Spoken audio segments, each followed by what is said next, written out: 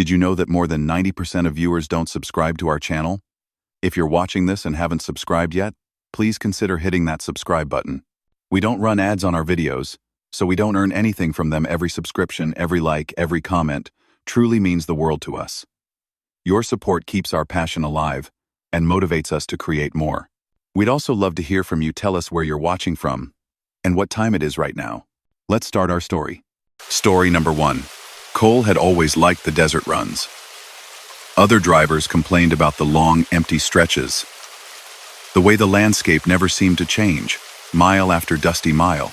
But to Cole, that sameness was a kind of comfort. The road was honest out here. No sudden city traffic, no confused on-ramps.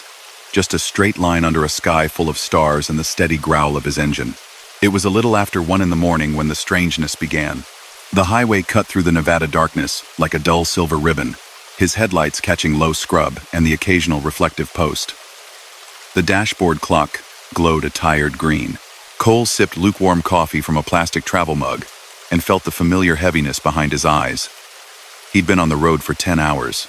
2 more, he told himself, and he'd pull into the usual truck stop, the one with the faded red sign and the all-night diner.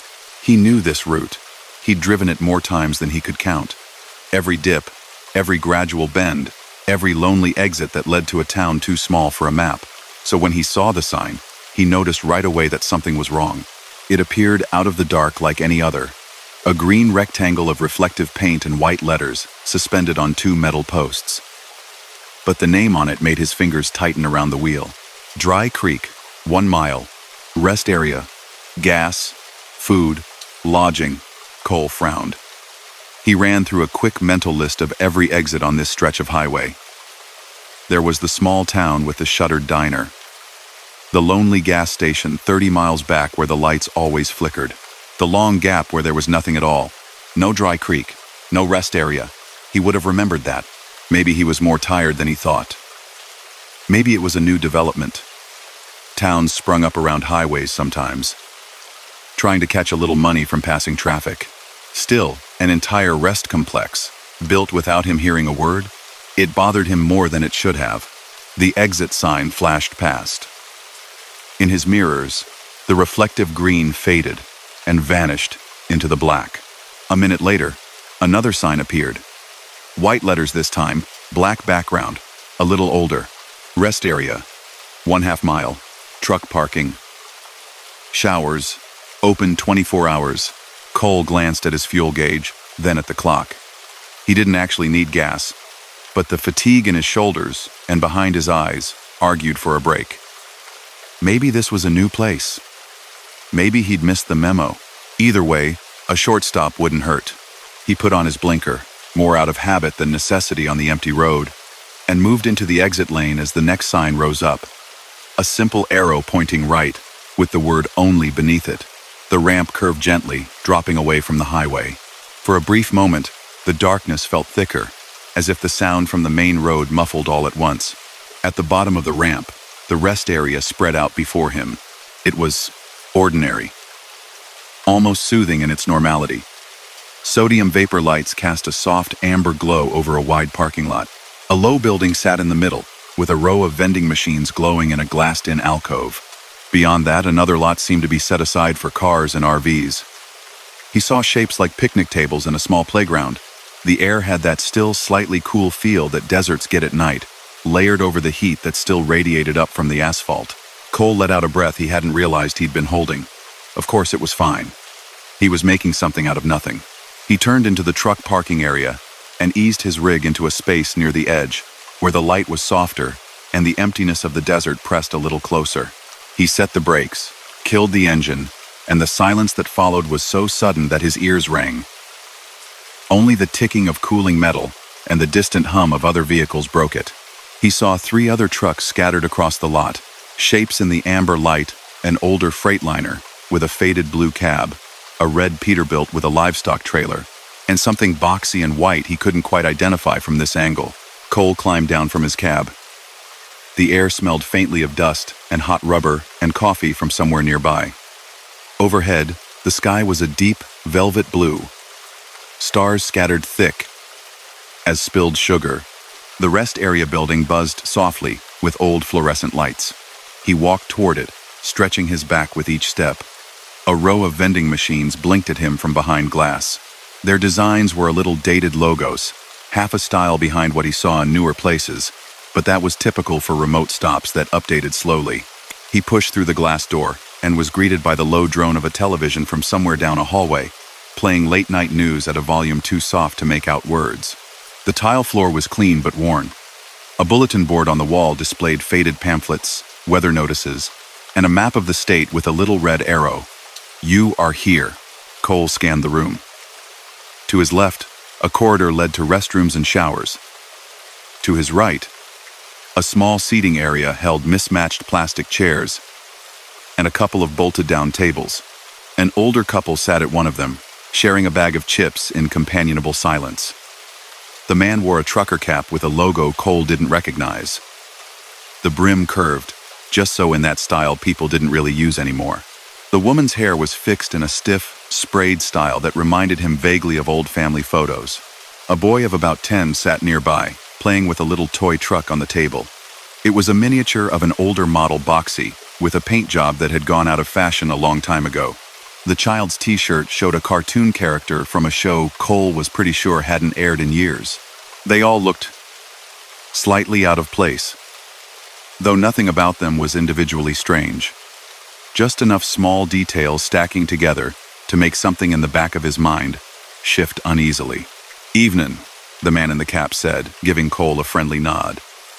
His voice had the warm, worn tone of someone used to long conversations in diners. Cole nodded back. "Evening," he replied automatically, then remembered it was well past 1. Maybe they'd just gotten their time zones mixed up in their heads, the way drivers sometimes did. He moved to the vending machines. Up close, the branding looked more outdated than he'd expected. The soda machine displayed an older logo that had been phased out at least 10 years before. The prices were low, too low. A canned drink for 75 cents, a sandwich for $1.50. Cole rubbed his eyes. He had to be more tired than he realized. He fished out some coins from his pocket, more out of curiosity now. The machine accepted them without complaint, clunked, and delivered a cold can into the tray. He picked it up. Condensation beaded on the metal. Everything about it was normal, except the small print by the barcode, where he caught a year in the fine text. 1993. His chest tightened. He stared at the date. Of course, he told himself that didn't necessarily mean anything. Packaging dates, copyright years, who knew? But as he rolled the can in his hand, his fingers brushed against a sticker on the side. It was a faded promotional label, advertising a contest that had run from June to August of 1993. He knew that because the tiny print said so. Cole set the can down slowly on the nearest table. He looked around the rest area, really looked. The television in the corner flickered with grainy images. A newscaster in an old-fashioned suit was talking about a bridge collapse somewhere, footage of twisted metal and emergency vehicles spinning lazily across the screen. The graphics at the bottom of the screen were boxy and dated. The station logo was one he hadn't seen since he was a teenager. The boy with the toy truck drove it along the edge of the table, making quiet engine noises. The truck's paint scheme matched the older Freightliner out in the lot almost exactly. Cole's gaze drifted to a rack of brochures and local maps by the door. He stepped closer. The print on them was slightly faded, the paper a little yellowed. A calendar hung beside them, a picture of a lake and pine trees above a grid of days. The month was June. The year, in small block letters at the bottom, was 1993. The air felt thicker all at once, like the room had closed in around him. He could feel his heart beating in his throat. He tried to tell himself it was some kind of novelty display, a retro-themed rest area done up to look like an earlier time. That would explain the prices, the logos, the fashions. Somebody's idea of roadside nostalgia. But that explanation did not sit comfortably in his mind, especially not at 1 in the morning in the middle of a near-empty desert. "Bad one, that bridge," the man at the table said suddenly. Cole turned. The older man was watching the television with a solemn expression, his chips forgotten for the moment. On the screen, emergency crews swarmed a damaged overpass, their uniforms and vehicles just slightly different than modern ones. A news ticker crawled slowly along the bottom. letters too small to read from where Cole stood. "Shut down the whole highway," the man continued. "They say a truck went over when the section fell. Tanker, maybe. Or a reefer. Hard to tell from the mess." The woman placed a hand on his arm, a quiet, steadying gesture. Cole glanced at the screen again. The reporter said something about a mile marker number as the station's logo flickered in the corner. Mile 239. The number stuck in his mind. He knew this route. There was a bridge at mile marker 239. A long concrete span over a dry riverbed that only filled during flash floods. He'd crossed it countless times. It wasn't far ahead now. His mouth had gone dry. What year did that happen?" Cole asked, keeping his voice as casual as he could manage. It came out a little rough. The older man frowned, as if the question puzzled him. "This year, of course," he said. "Happened just a few days back. You all right, son? You look like you've seen a ghost." The boy at the table stopped pushing his toy truck and stared up at Cole with wide, unblinking eyes, as though waiting for his answer. Cole took a step back. His heel bumped lightly against the soda can on the table. It rattled, the sound sharp in the quiet room. He needed air. "I'm fine," he said, though his heartbeat was thudding heavy in his ears. "Just tired. Long haul."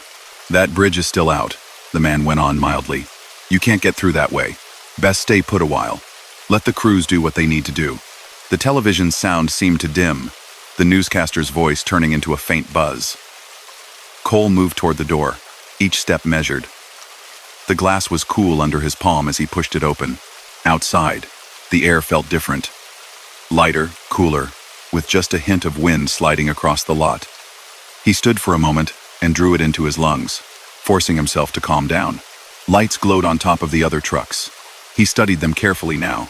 The blue Freightliner's paint was sun-faded and chipped in a pattern he recognized from old trucking magazines, the kind that had been popular in the early 90s. The red Peterbilt's trailer bore the logo of a company that, if he remembered right, had merged with another years ago and no longer existed under that name. The third vehicle, the boxy white one he hadn't been able to place, resolved itself now as a cab-over, a model that had become increasingly rare on modern highways. Cole turned to look at his own rig. For a split second, he couldn't find it. Then he saw it, parked halfway down the row, right where he'd left it. But something about it was off. The paint was the same color, but the logo on the side of the trailer was missing the new stylized stripe his company had added last year. Instead, the older, plainer version stretched along the aluminum, just as it had when he'd first been hired. He stared.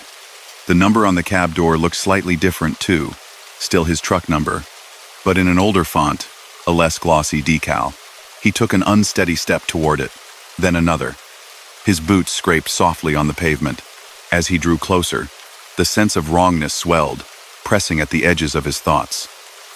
The world felt thin somehow, as if he could push his hand through the night and find something else on the other side. A voice drifted across the lot, low and almost comforting. "You ought to rest a while." Cole turned. The older man from inside was standing by the doorway now, hands in his pockets, looking at him with mild concern. The fluorescent lights behind him cast a halo around his head, making his features hard to read. "Bridge is out up ahead," the man said. "No sense in pushing on when there's nowhere to go. Place like this, it's here when you need it. That's what it's for." The words settled in Cole's mind like falling dust.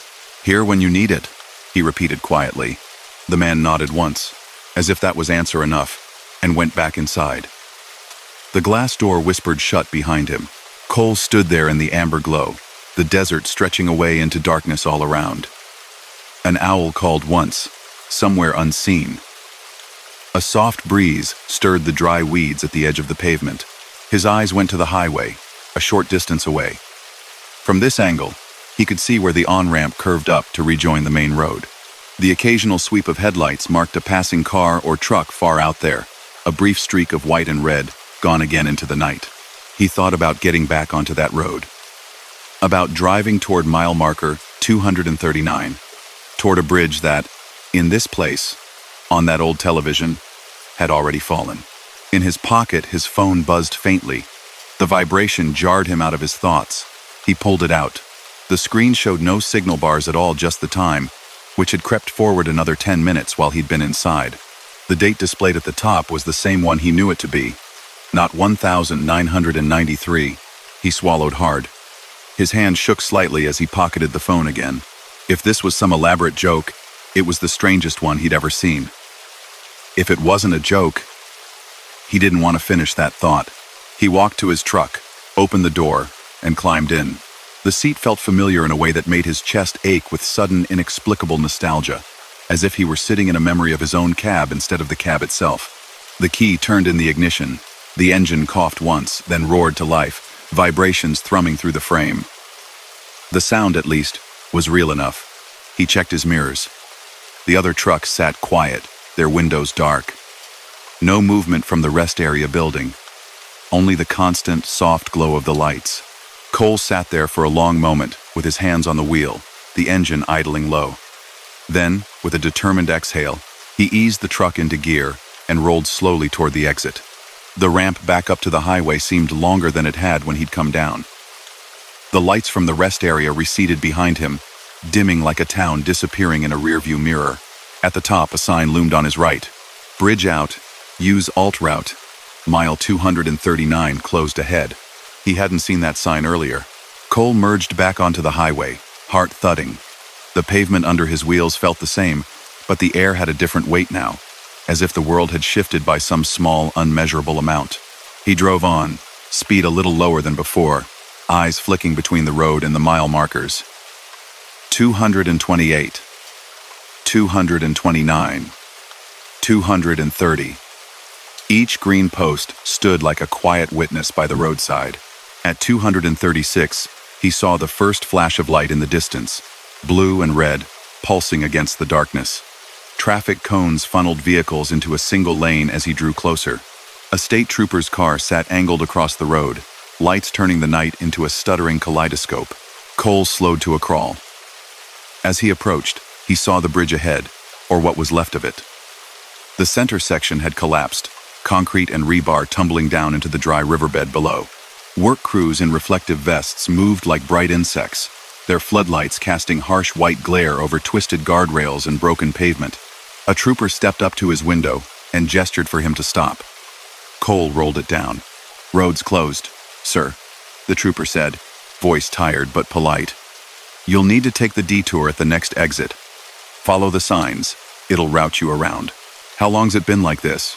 Cole heard himself ask. The trooper scratched his jaw beneath his hat. "Started tonight," he said. "Lucky break you weren't here an hour ago. One truck went over when it gave way. Would have been a lot worse if traffic had been heavier." An hour ago.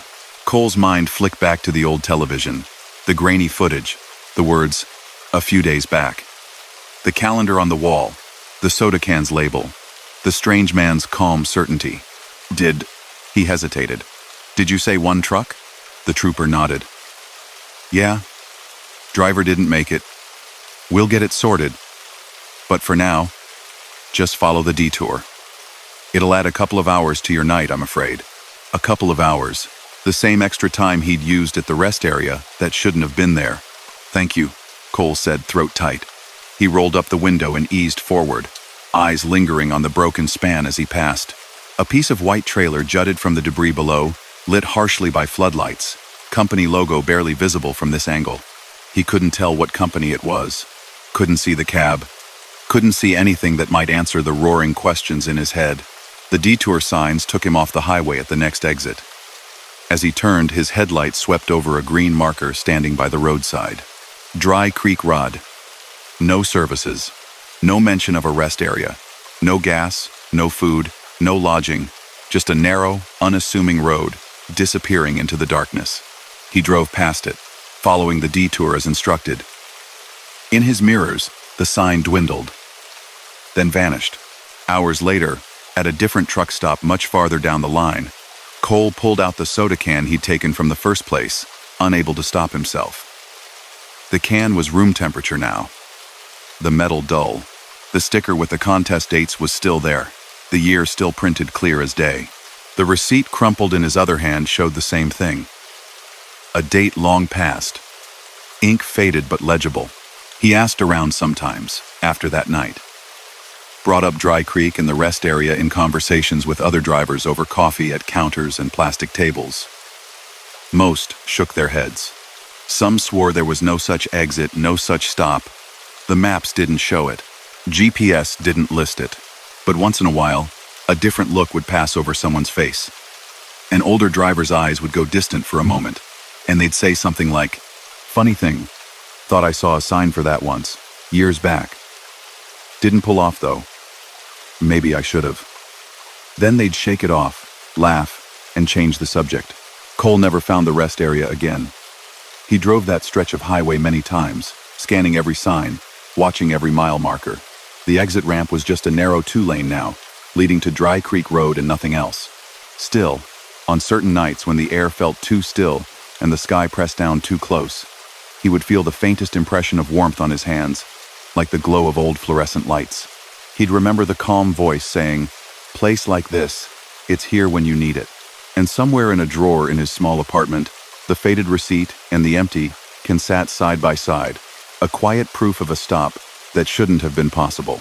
On the highway, drivers whispered that sometimes, when a bad stretch of road lies ahead, an unseen hazard, a sudden storm, a hidden piece of fallen metal, the green sign for Dry Creek appears out of the dark, just for a while, just for the one who needs to see it.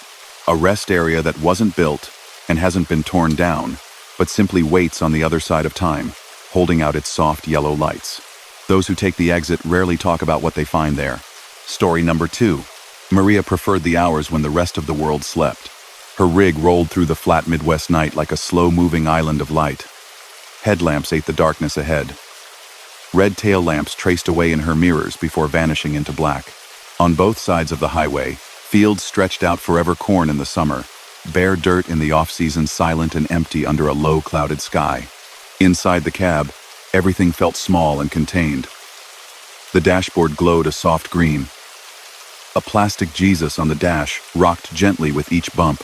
A string of air fresheners swung from the mirror like faded flags of places she'd never been. The CB radio murmured low, little bursts of static and distant voices like someone talking in another room with the door mostly closed. Maria kept the volume just high enough to break the quiet. She didn't use it as much as older drivers did. Most of the big companies had gone to apps and GPS systems and company-issued tablets. But she liked knowing the CB was there. It was an old habit, one she'd picked up from her father. Her phone sat in its cradle, screen dark. No music tonight. No podcasts. Just the steady hum of the tires and the low, flickering life of Channel 19. Smokey at the 92, westbound. A voice crackled through the speaker. Male, cheerfully bored. Got one tucked in the median taking pictures. Maria reached out and tapped the microphone. "Copy that, thanks," she said out of habit, though her speed was already hovering right at the limit. The words felt comfortable in her mouth, shortcuts to a language she'd grown up hearing. Her father had lived on the CB. When she was a kid, she'd traveled with him some summers, sitting in the passenger seat with a juice box, listening as he chatted with other drivers for hours. They never ran out of things to say: weather, road conditions, gossip about truck stops halfway across the country. He died on this same stretch of highway. The thought came soft and familiar, like it always did when she ran this route. Mile marker 131. A night not so different from this one. A blowout, the official report said. He'd lost control, gone off the road. No other vehicles involved. Clean. Simple. Nothing for the company to fight in court. She knew the story by heart. She knew every version of it. The one she'd been told. The one she'd read in the report. The one she believed, and the narrower, sharper version that woke her up sometimes in the thin hours of early morning, asking quiet questions that had no answers. The CB hissed, cleared, and settled again. Wind nudged at the cab. The sky above looked heavy, like it might decide to snow if it could make up its mind. Maria adjusted her grip on the wheel. The dash clock glowed 2:13 a.m. The first odd thing happened at 2:17. She was between exits, just a long, straight run of empty interstate ahead and behind. No headlights in her mirrors, no oncoming traffic in the other lane. Just darkness and that thin strip of asphalt. The CB clicked once by itself, a tiny mechanical sound like someone had bumped the mic and let it go. Then, through the usual blanket of static, another sound threaded in. Clearer. Closer. Breaker. Breaker. The voice was soft, almost hesitant. It sounded like it was coming from right outside the cab, not from some far-off rig. It was so faint that at first she thought she'd imagined it. She glanced at the radio. The display showed the familiar orange numbers. CH 19. Her hand hovered over the volume knob. Before she could touch it, the voice came again, a little stronger. Breaker 1 to 9? You out here, Rhea? Every muscle in her body went tight. Rhea. No one on the road called her that. Out here, she was short stack sometimes, or bluebird, because of the color of her truck. Her name on paperwork was Maria Lozano. Rhea was a name from before. From her mother on tired school mornings, from her father on happier ones, from cousins and neighbors and kids on the block, from a time that felt far away when she sat in a truck cab alone at night. She swallowed hard. Must have misheard, she murmured to herself. Though she hadn't said a word out loud, her hand closed around the microphone without her really deciding to move it. You got short stack here, she said, voice steady enough. Who's calling? Static crackled back, a quiet, almost windy sound. For a long moment, there was nothing else. Just the soft rustle of white noise and the hum of her engine. Then, always hated that handle. The voice was clearer now, male, lightly amused. There was something about it that reached around 10, 15, 20 years and plucked a string in the middle of her chest. Her foot eased off the accelerator without her thinking about it. The truck began to slow. She forced herself to set the cruise back where it had been. The CB speaker hummed in the quiet cab. Who is this? She asked. There was no give in her tone now. You know who it is. The voice wasn't spooky. That was the worst part. It wasn't warped or ghostly or echoing. It sounded like any number of men she'd grown up around, warm, used to laughing, used to filling silences, because silence on the road could be a heavy thing. It sounded like her father. Maria's heart thudded hard enough that she could feel it in her fingertips. No, she said firmly, to the empty road, to the quiet cab, to herself. Nope, not playing that game. She reached forward and turned the radio down, almost all the way, until it was barely a whisper. The orange numbers on the display still glowed.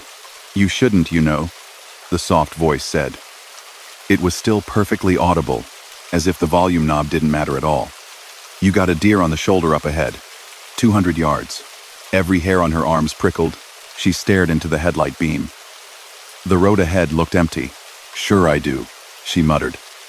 But something made her grip the wheel tighter again. 1, 2, 3 seconds. Then a pale shape appeared at the very edge of the light. A deer stood half on the shoulder, half in the lane, turned broadside to her like it had stepped out to look. Maria's breath caught. She tapped the brakes, easing the rig down without jarring it, without sending anything sliding in the trailer. The deer flicked its ears, turned its head slow, calm as a person in their own kitchen. Its eyes flashed once in the light, then it bounded away into the dark. She passed the spot where it had been standing. Her mouth had gone dry. Good girl, the voice said, with the tinge of pride she hadn't heard in years. Would have been a mess hitting that. You got a good rig, but physics is physics. She didn't answer. The cab felt suddenly smaller. There wasn't enough air in it. The dash clock rolled over to 2:21. She drove in brittle silence for several minutes. The voice didn't come back. Traffic still hadn't picked up. The dark fields on either side might as well have been a different planet. She considered pulling into the next exit and checking her equipment. Maybe there was interference from something. Maybe some prankster had hacked a shortwave channel. Maybe it was one of those weird apps on a phone that could mimic voices. Except her phone was still dark and silent in its cradle. Mile marker 117 passed on her right. Don't take the next exit, the voice said conversationally. Fog in that low spot. Black ice too. You won't like it. Her fingers tightened around the wheel. Seriously? She whispered. She didn't touch the mic this time.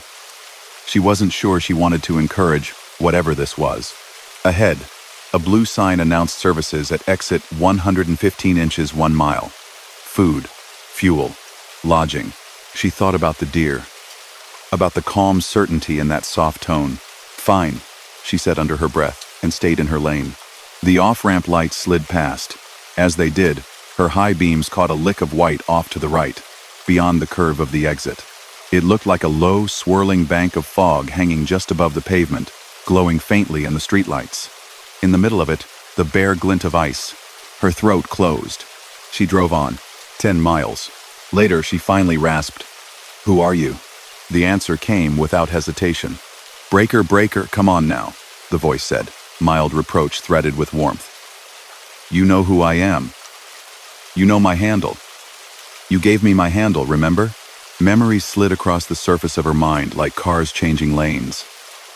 Late summer, the smell of hot vinyl seats. A younger version of herself kneeling up on her father's seat so she could see out over the dash. Her small fingers wrapping around a too big steering wheel while his bigger hands held it beneath hers.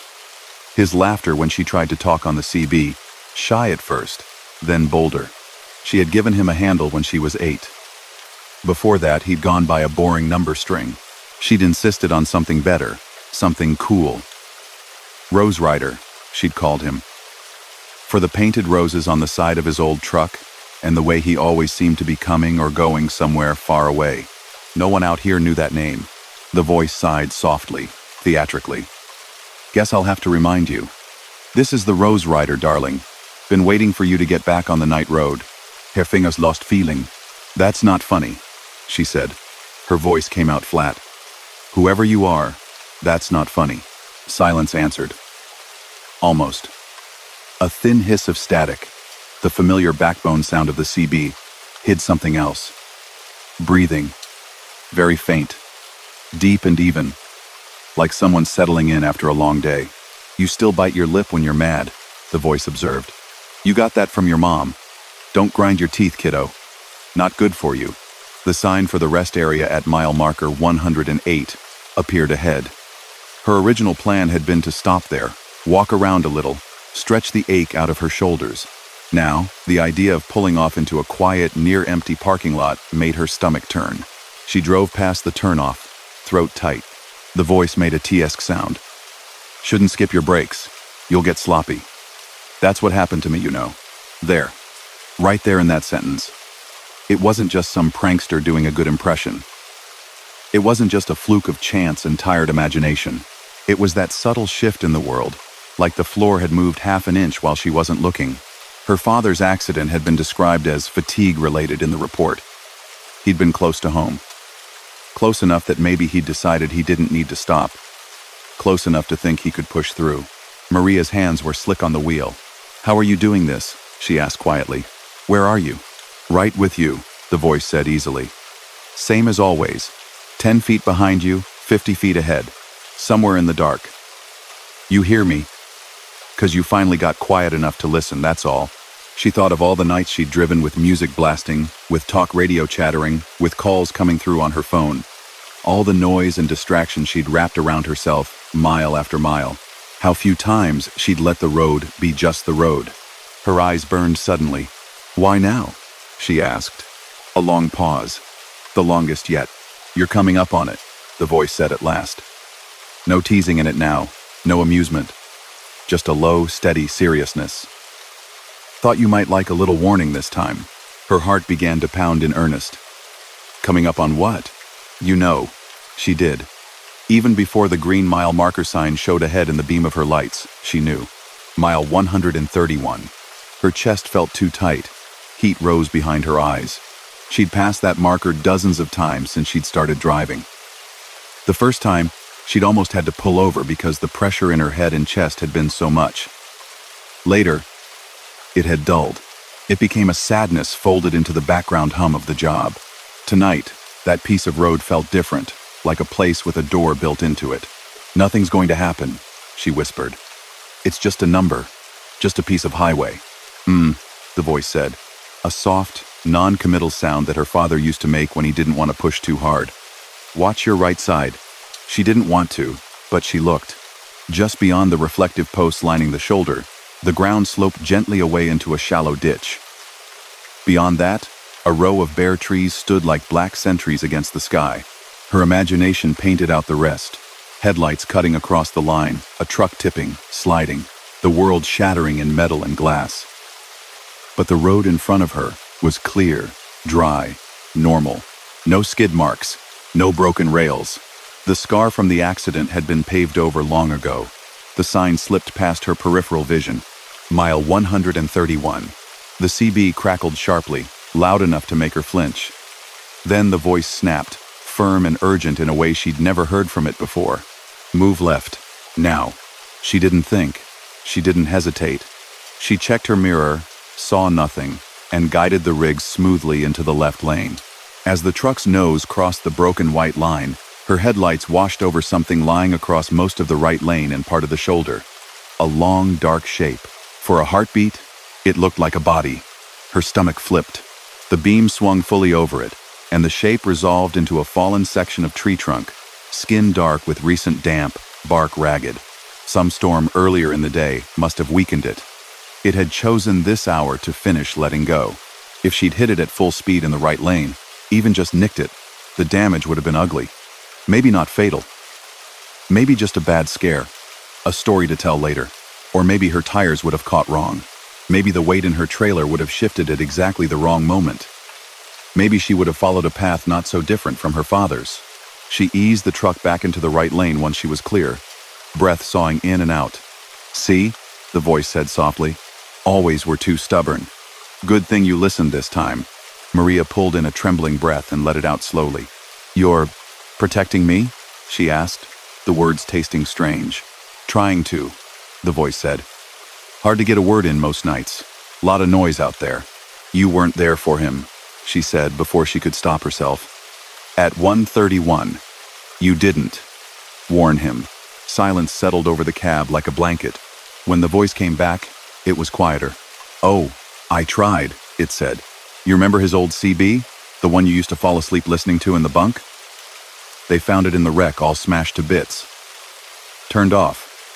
Plug pulled. He'd been running fast that week. Thought he didn't need the chatter in his ear. Thought he knew the road well enough."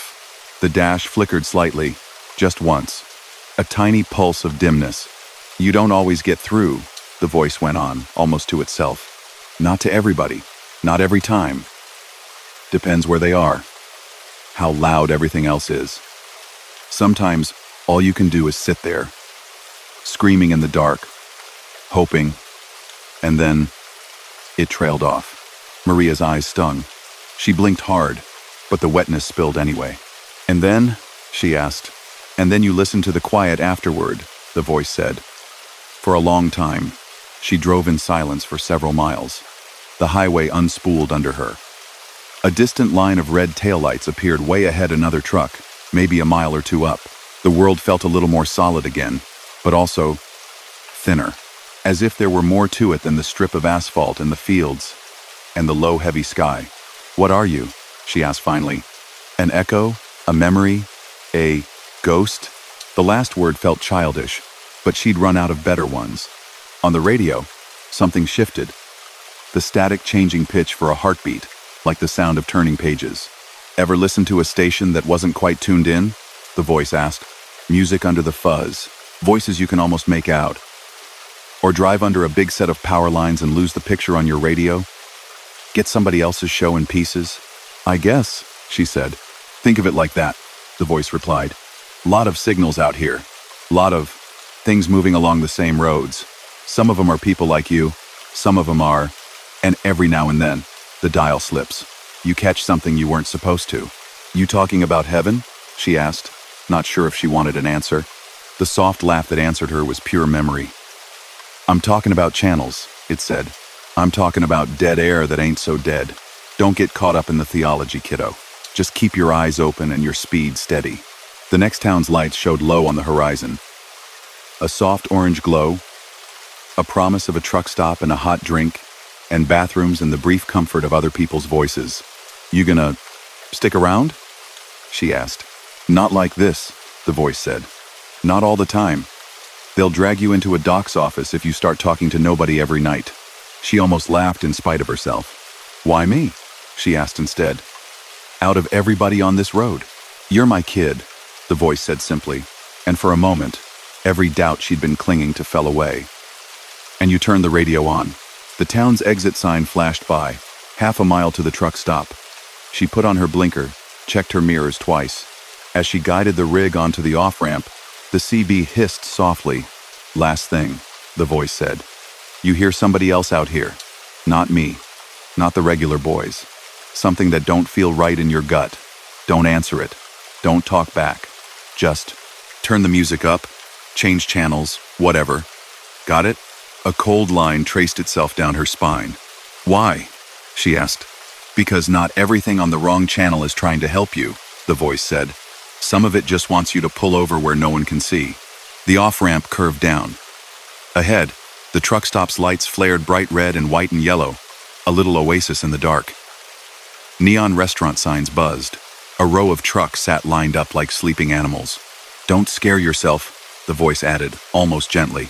"Just be smart, and leave the CB on once in a while. I like the company." The carrier tone flicked once. A tiny click. Then there was nothing but the usual soft rush of static and a distant conversation between two strangers about a football game. Maria pulled into a slot near the edge of the lot and killed the engine. The sudden quiet rang in her ears. She sat there for a long moment, hands still on the wheel. Then she reached for the CB. Her fingers hovered over the power switch. Instead of flipping it off, she turned the volume down to a soft murmur, just loud enough that she would hear if anything came through. Inside the truck stop, she moved through the bright, humming space like someone walking in a dream. Other drivers laughed, argued with cashiers, checked their phones. A TV in the corner muttered about the weather. Everything felt sturdy and ordinary. At the coffee station, an older driver in a worn denim jacket stood filling a thermos. His beard was going white. His ball cap's brim was sweat-stained and frayed. "You run an east or west?" he asked absently, because drivers asked each other things like that. "East," she said. "You?" "Dropped in the city, heading back west toward Lincoln." He screwed the lid on his thermos. "Watch your lanes out there. Had some weirdness on the box tonight." She looked up sharply. "What kind of weirdness?" He shrugged, but his eyes stayed on her face a fraction of a second too long. "Got some clown playing ghost on the wire," he said, talking like he knows folks, calling them by names he got no business knowing. "Asked me where my first truck stop burger was. Haven't thought of that in 30 years. Her throat went tight. "What'd you do?" she asked. "What do you think?" he snorted. "Change the channel. If there's one thing I learned out here, it's this. You don't answer the wire when it smells wrong. It's like picking up hitchhikers with no bags and clean shoes. Just say no." He gave her a half smile, then moved past toward the door, thermos in hand. Maria stood there, fingers curled around a paper cup she'd forgotten to fill, listening to the low buzz of conversation and the hum of refrigerators. Back in her cab, she sat for a long time before she started the engine again. She reached out and tapped the microphone once, feeling foolish and hopeful all at once. "Rose Rider," she said quietly, the old name feeling strange and right in her mouth. "You still with me?" "One?" The radio hissed, just static and faraway talk. After a full minute, she gave a small, shaky laugh at herself and set the mic back in its clip. Then, so soft she almost could have missed it, like a whisper under everything else. 10, 4, kiddo. The faintest echo of that familiar voice said, "I'm in the back seat. Eyes on the road." She pulled out of the lot and headed back for the highway. The CB turned up just enough to hear. In the years that followed, she didn't hear him every night. Sometimes weeks went by with nothing but ordinary chatter and weather alerts. Sometimes she'd almost convince herself she'd imagined the whole thing. Then she'd be out somewhere empty and quiet, a storm brewing on the horizon or a strange car pacing her a little too close, and the dead air would flicker. A soft voice would tell her to slow down, to change lanes, to skip that next exit. Once, to pull into a rest area 10 seconds before a pileup happened 2 miles ahead. She listened. Every now and then, in truck stops and diners and fuel islands under buzzing lights, she heard other drivers mention strange calls on hidden channels, voices that knew too much. Some laughed them off. Some got quiet and changed the subject. Some hinted that not every voice on the wrong frequency came with good intentions. There were stories about a channel that didn't show on the display, a hair width between 17 and 18, where something called to drivers by their childhood nicknames, by their private fears, by the names of people they'd lost. Most people, if they heard it, turned their radios off and never spoke of it again. But on certain nights, on empty stretches of highway, If the world got still enough and the road noise dropped just right, a few drivers swore that a calm, warm voice would come through and tell them to the mile where danger lay ahead. Some said it called himself Rose Rider. Story number 3. Evan had been driving long enough to think he'd seen every kind of loading dock. He'd backed into crooked alleys behind city restaurants, lined up at factories that looked abandoned except for the one lit door, sat for hours at mega warehouses while forklifts beeped and whined around him. Every place had its own rules taped up near the office window. Hard hat required, no idling, no pets on company property. So when dispatch sent him the special instructions for the Ridgeway job, he assumed it was just another fussy customer. It came through on his tablet a little after 10 at night while he was finishing a run at a truck stop off E80. The notification pinged, and he swiped it open with a greasy thumb, half paying attention. Urgent cover. Tonight only. Pickup. Preloaded company yard. Delivery. Ridgeway Logistics. Cold storage. Address. Hartford Spur. Service Road. 0. Appointment. 1:45. 2:15. Mandatory site protocol. Read carefully. The list below was longer than usual. Evan scrolled, mouth quirking. Do not break seal on refrigerated trailer. Maintain set temperature at 10 degrees Fahrenheit. Do not adjust. On Service Road 0, do not use high beams. Do not honk horn at gate. Wait. Gate will open. Inside yard. Remain in vehicle with windows closed. Do not enter warehouse. Only respond to personnel wearing high-vis vests and yellow badges. If anyone else addresses you, do not reply. No CB use on site. After green dock light illuminates, leave immediately. No signature required. At the bottom, someone had added in all caps. Failure to follow protocol equals no pay divided by do not accept if you can't comply. The rate for the load was almost double what he usually saw for that distance. He stared at the numbers for a moment, then at the address. Hartford Spur. He didn't know the place, but that wasn't unusual. Small side towns came and went along the interstate like weeds. He hesitated for a full 30 seconds before hitting accept. The money tipped it. By 11, he'd hooked to the preloaded reefer at the company yard. The unit on the front hummed with a constant metallic purr, blowing cold into the sealed trailer. The air around it already felt sharper. A thin line of frost traced the door edges. He checked the seal.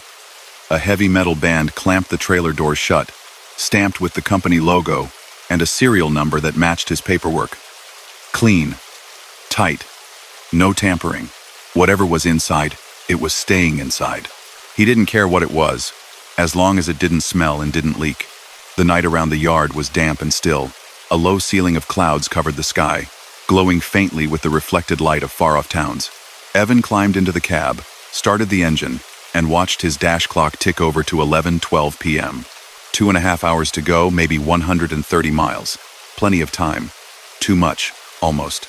He pulled out onto the highway, settled the rig into its lane, and let the miles unspool. Traffic thinned as he left the bigger towns behind. The world outside the windshield became a long, dark tunnel, edged by the weak glints of reflector posts and the occasional burn of a farmhouse light way off in the fields. The reefer hummed steadily behind him, a constant vibration through the frame. He dialed the radio to a music station for a while, then shut it off. The songs made the night feel too busy. Instead, he let the low rumble of the tires and the mechanical murmur of the engine fill the cab. Around 12:30, green signs began to mention Hartford, first as a distance, then as an exit number. His GPS chimed, the synthetic voice cool and sure. In 2 miles, take exit 40, one toward Hartford. He checked the appointment time again. 1:45. 2:15. Dispatch had been clear on the phone when they'd called after he accepted. You cannot be early, the woman had said. If you arrive before window, do not enter Service Road 0. Wait at the truck stop off 41. Only approach when you can hit that window. What happens if I'm early? He'd asked, more out of habit than anything. She'd paused just long enough to make it feel like more than a shrug. Security will turn you around, she'd said. They're strict. Just don't be. Now, as the exit signs crept closer, Evan checked his clock. 12:39. He had over an hour. The blue sign for food and fuel appeared in the dark. He took the ramp. The truck stop off 41 was small but bright, a splash of yellow and red in the night. A handful of other rigs sat lined in their slots like sleeping animals. He parked near the edge, far from the building. The reefer kept humming. Inside, he grabbed coffee and a sandwich, then sat at a corner table where he could see the windows and the lot beyond. A TV in the corner muttered about local news. Two other drivers traded stories at the counter, ordinary talk about roadwork and slow shippers. He ate slowly, checked his paperwork again, and read the site rules one more time, tracing each line with his eyes. The instructions didn't seem like a joke. There was a certain practical rhythm to them, the way safety briefings had, but there was something under that rhythm he didn't like. An edge. At 1:25, he headed back out to the truck. The air had turned colder. His breath showed faintly. Low fog clung in hollow patches around the lot lights. He rolled back onto the interstate, drove half a mile, then saw the smaller green sign he was looking for. Hartford Spur, Service Road 0, 1 mile. His GPS map blinked strangely for a second, the arrow representing his truck juddering sideways before snapping back into place. A tiny message appeared at the bottom of the screen. Limited map data ahead. The turnoff came up faster than he expected. Service Road 0 was narrower than the main exit, its sign older, the reflective coating duller. He took it, careful with his speed. Beyond the ramp, the road changed. The bright white shoulder lines faded to a more battered, broken paint. Tall trees crowded closer on either side, their bare branches knitting over the asphalt in places, making a kind of tunnel. The faint fog on the highway thickened here, curling low over the pavement like thin smoke. He reached for the high beam lever, then stopped himself, hearing the sight instruction in his head. On Service Road 0, do not use high beams. He kept them on low. The darkness beyond the wash of his lights felt heavier for it, as if it pressed in, just outside the range of sight. His engine sounded louder in the quiet. The reefer's hum plucked against his nerves, a cold, constant note. For a moment, he wondered what would happen if he just turned around. If he backed out of the load, said there'd been a breakdown. He could probably get away with it once. But the rate. The promise that following protocol meant more work like this in the future, smaller company or not. Word traveled. He drove on. The GPS map gave up entirely a minute later, the road ahead turning into a blank gray space with the truck icon hovering in the middle. Directionless. No side roads showed. No landmarks. Just a straight gray line that ended abruptly a short distance ahead, as if the world stopped there. A single light glowed in the distance, a sodium lamp, orange and sickly, hovering somewhere above eye level, wobbling faintly as if seen through water.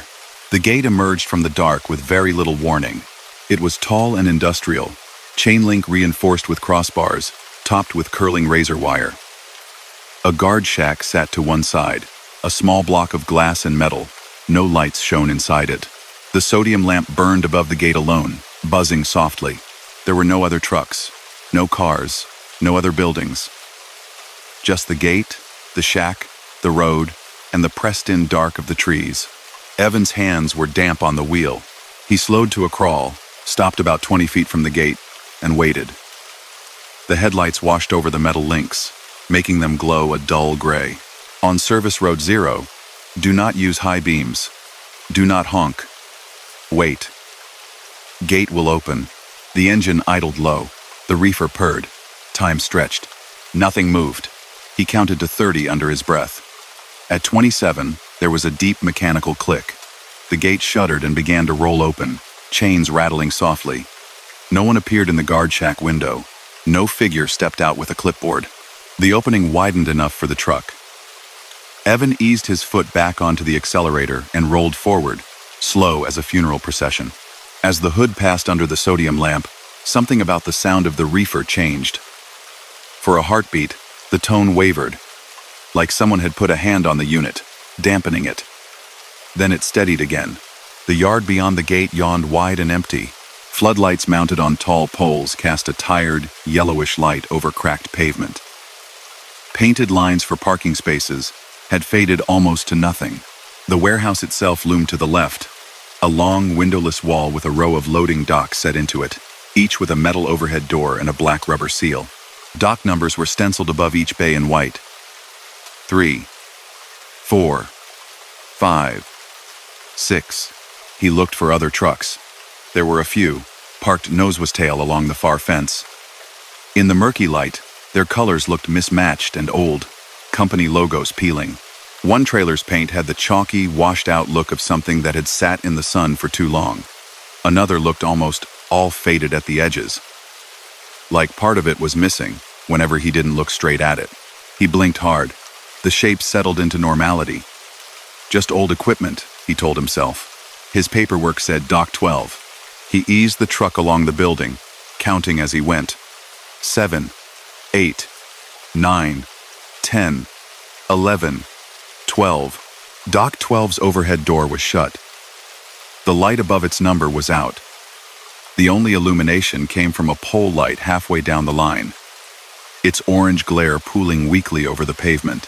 He rolled past, pulled up to straighten out, and began to back. His mirrors caught fragments of the world behind him. Black rectangle of the dock opening, the pale blur of rubber seals, the reflection of his own trailer's white sides. In the far corner of one mirror, he caught the edge of another dock bay number 13, its door slightly raised. Darkness pooled beyond. Something seemed to move in that dark, a slow, shifting shadow, there and gone between one glance and the next. He fixed his eyes on the center of Dock 12, ignoring everything else, and backed until he felt the gentle bump of the trailer kissing the dock. The reefer's tone changed again as the unit compensated for the warehouse's warmth or lack of it. Cold crept up the back wall of the cab. He set the brakes. The red trailer light on his dash blinked steadily. The green one beside it, the dock status, stayed dark. Inside yard, remain in vehicle with windows closed. He shut the windows, more for comfort than out of strict obedience. The air outside the cab had a strange quality, as if it were thick with fine dust or mist he couldn't see. Sound carried oddly. The distant hum of the reefer seemed both too close and too far. He waited. In normal warehouses, he'd hear things almost immediately.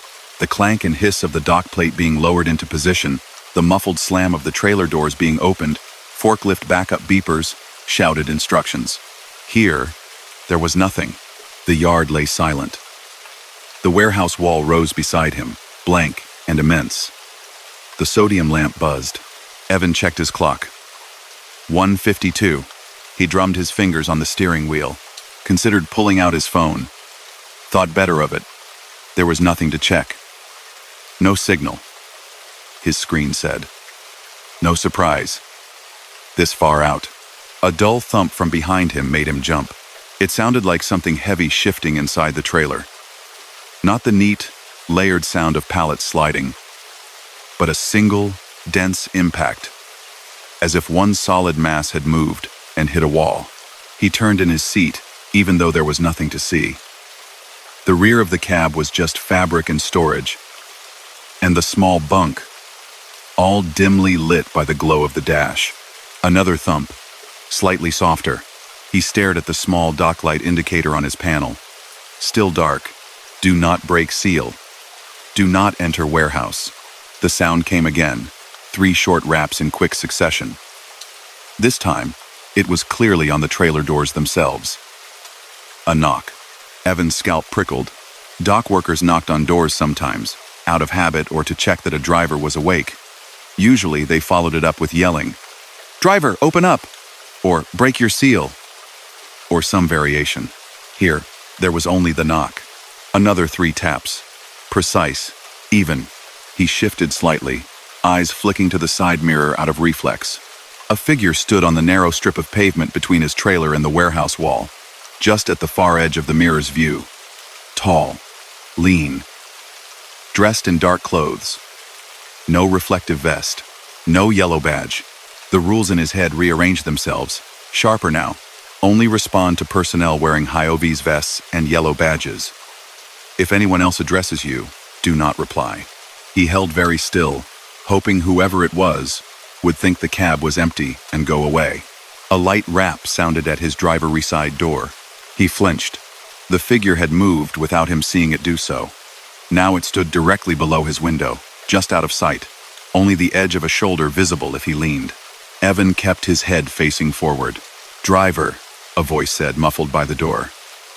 "Male. Calm. Need you to roll your window down a second." His fingers twitched toward the switch, an old ingrained politeness. He stopped himself. "I'm good," he called, then froze, the words halfway out of his mouth. He'd broken the rule before he could stop. The silence after his answer felt different, as if the air outside had turned its head. The voice came again, the same tone, with a thread of something new under it. Interest. "There's an issue with your load," it said. "Need you to come break that seal so we can take a look. Won't take but a minute." Evan swallowed. His heart thudded cold and heavy against his ribs. "Shipping told me not to touch the seal," he said more loudly than he meant to. "You can cut it if you need to. I'll log it." A pause, the faint brush of fingertips against the door. "Can't do that from out here," the voice said, still mild. "You gotta come sign inside. Policy. You don't want there to be a problem with your pay, do you?" He focused on the dash lights. None had changed. The dock status indicator remained dark. No one had opened the doors. "Inside yard. Remain in vehicle. Do not enter warehouse." Every instinct told him that the rules were there for a reason. Not just fussy company control, something else. A soft chuckle floated through the door.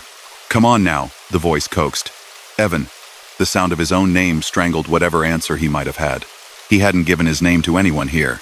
It wasn't on the cab door in big letters the way some companies did it. The only proof of who he was sat in his wallet and in the electronic blip of his paperwork. He gripped the wheel until his knuckles went white. "Got your manifest right here," the voice said, as if that explained it. "Saw it printed real nice. Even L. Downing. That you, right?" He didn't answer. "Thought so," the voice went on, a hint of amusement creeping in. "Be a shame if you didn't get paid tonight." A flicker of movement in his peripheral vision made him glance toward the far side mirror despite himself. Someone else stood near the building, back in the shadow of Dock 11. This one wore a high U visibility vest, the reflective stripes catching the sodium light, and a bright yellow badge clipped to the chest. The figure didn't move, didn't wave, just stood, facing his truck. Even from that distance, Evan could see the small shake of the person's head. A negation. "Don't." Before he could decide what to do, the person stepped backward and vanished into the dark doorway of Dock 11 without a sound. The knock at his door came again, sharper this time. "Evan," the voice said, losing some of its earlier smoothness. "We're on the clock here. Open the door." He pressed his back harder into the seat, as if that would put more distance between them. "No," he said, and surprised himself at how steady it came out. "Protocol says I stay in the truck. Talk to my dispatcher if there's a problem." The silence stretched. When the voice spoke again, the amusement was gone. Something dry and cold took its place. "Dispatch doesn't make the rules here," it said. The door handle jiggled. It was locked. He checked the switches. But the sound of it moving, the gentle but insistent rattle, sent a bolt of panic through him that had nothing to do with policy or pay. The reefer's hum rose in pitch, as if the unit were working harder. Frost began to lace the edges of his side window, tiny feathers of ice spreading in delicate, branching patterns. "You got no idea what's in that box behind you," the voice murmured. Evan stared straight ahead. Through the windshield, the yard seemed to have dimmed. The pole lights looked farther away. The dock numbers above the bays blurred at the edges, as if the air between him and them had thickened. His breath clouded faintly in front of him. The heater was still on. "Don't you want to know?" the voice asked softly. Almost kindly.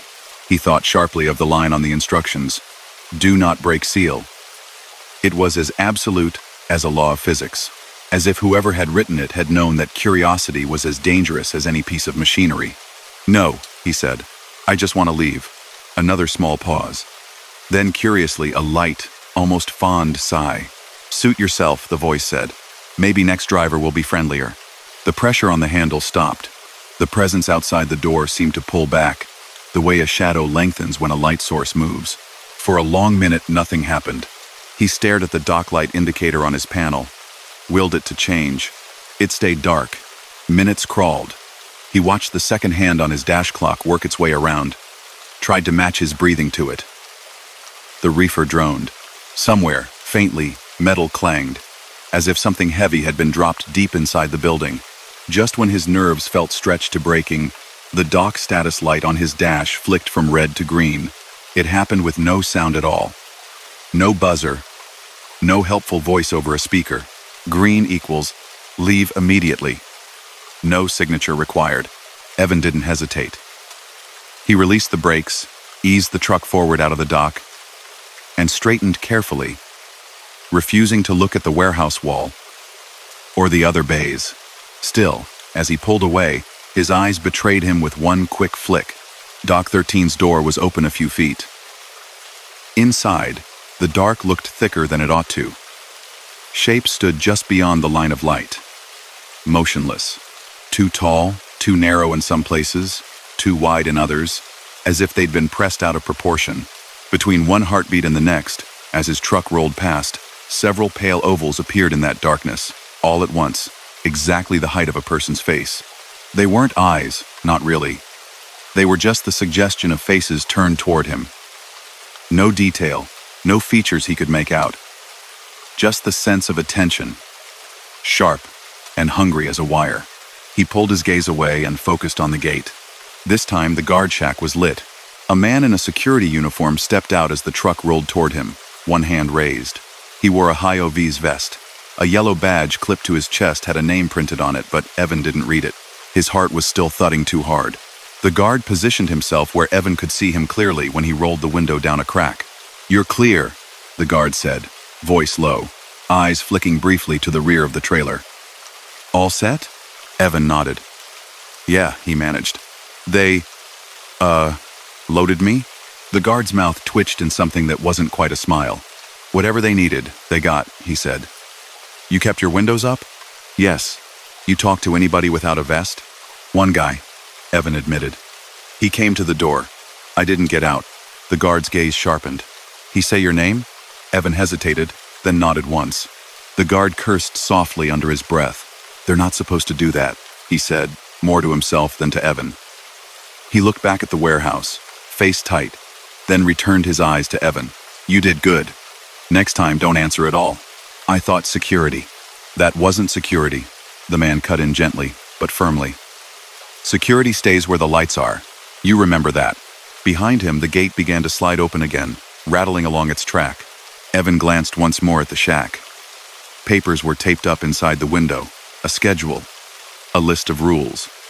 A small, square radio sat on the desk, its power light glowing red. A coffee cup had left a dark ring. The ordinary details made the unease in his bones feel stranger, not softer. Like a normal room sitting at the lip of a deep well. "What is this place?" he asked. The guard's eyes flicked to him, then away. "Cold storage," he said. "Same as it says on your bill." Evan waited. The guard sighed. "Place was built on top of an older facility," he said at last, voice pitched low. "Company before this one had a problem. Locked a whole shift in once by accident during a power outage. Took 'em hours to get the doors open again. Some folks walked out that shouldn't have." The skin on Evan's arms prickled. "That a story, or does it matter?" the guard asked quietly. "You got your procedures. You follow 'em. You leave. That's the deal." ATA. He stepped back as the gate opened wide enough for the truck. "Drive safe, driver Downing," he added, almost as an afterthought. "Keep your seals unbroken." Evan's hands tightened on the wheel one last time, then loosened. He nodded, rolled up the window, and eased the truck forward. As his cab passed under the sodium light, the reefer's hum wavered again, then settled.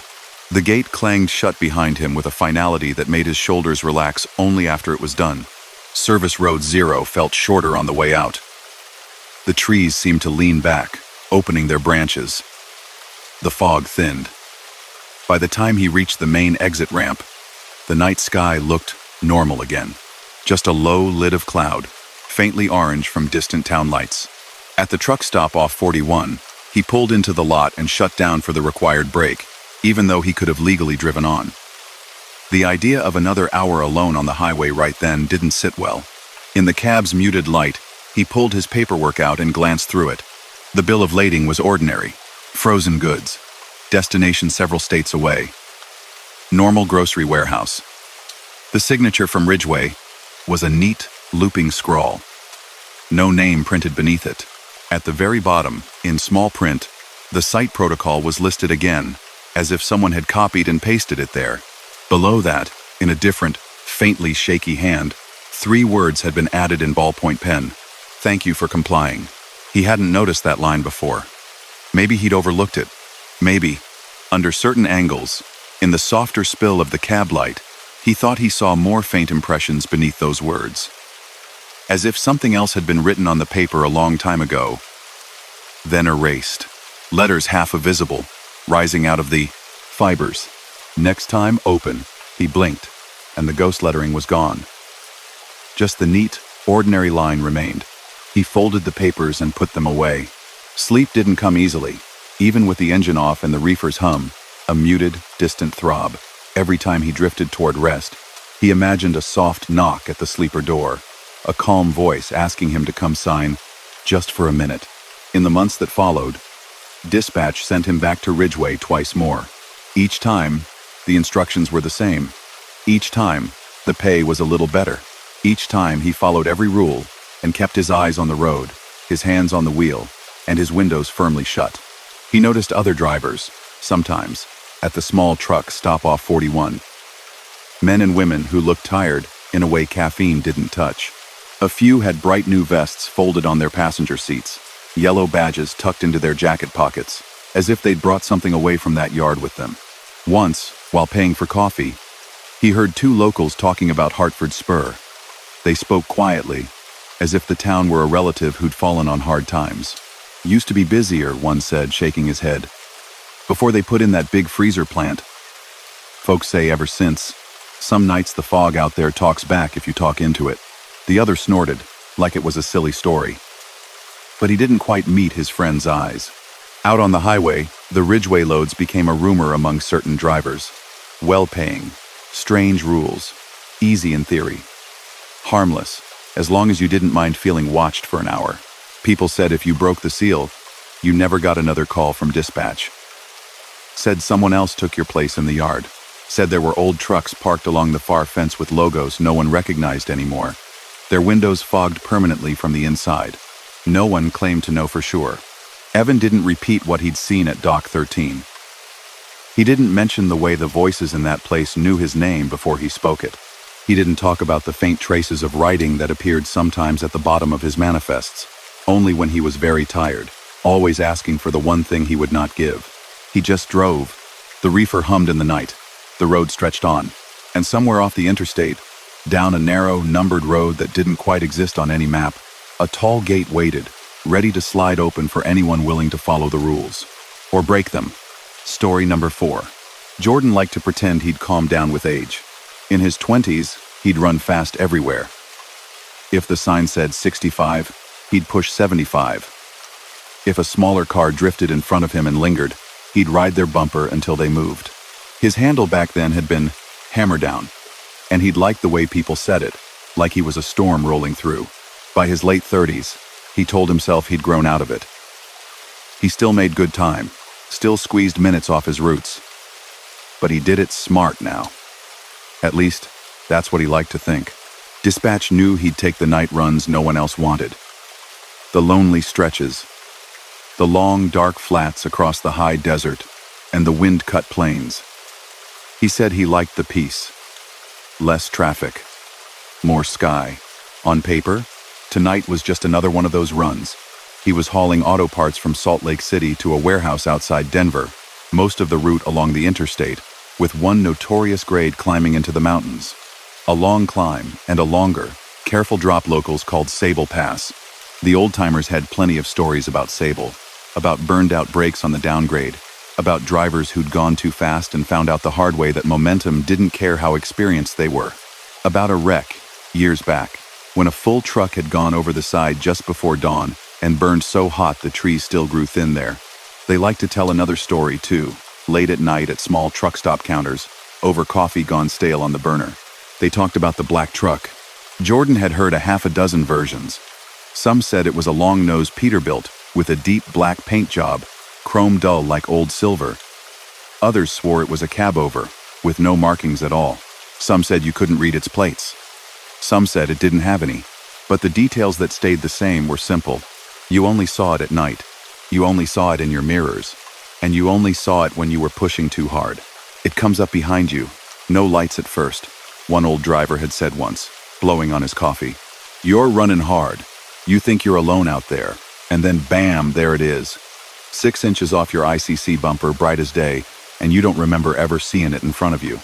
Why not just pull over and let him pass? Someone had asked. That's the thing, the old man had said, leaning in a little. He never passes. You slow down, he hangs back. You speed up, he sticks on you, pushes, like he wants you to go faster, like he can't stop. Jordan had snorted back then. Ghost truck, he'd said. Sure. Next you'll tell me it's hauling souls. They'd laughed, and the subject had drifted. Now, climbing east out of Salt Lake with a full trailer and the clock sliding past midnight, he thought about that story in a vague, detached way.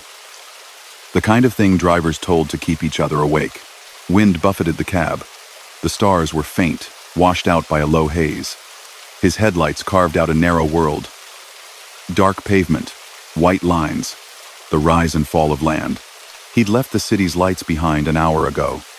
Out here, the only glow came from his dash, and the occasional moving constellation of another truck in the distance. Jordan checked his mirrors out of habit. Empty lanes behind. The red glow of his own trailer lights. Nothing else. He adjusted his cruise control a hair higher. 10 minutes shaved here, 10 there. It added up. That's what he told himself. The CB sat mostly silent, volume turned down low. Every so often, a voice crackled across the channel. Someone warning about a highway patrol at a particular mile marker. Or loose gravel on a ramp. Most of the chatter had died off with the older generation. Newer drivers texted each other, called dispatch, stayed in their own bubbles. Jordan liked the quiet, or had convinced himself he did. The first time he saw the truck, he almost missed it. He was somewhere past Green River. Nothing but low scrub and stone on either side.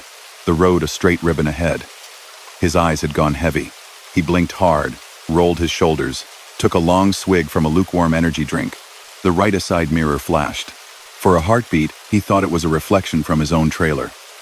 Then he realized there were headlights behind him. A long way back at first, then closer, faster than seemed reasonable. He checked his speed. He was a few miles over the limit. Nothing crazy. The other driver must really be running.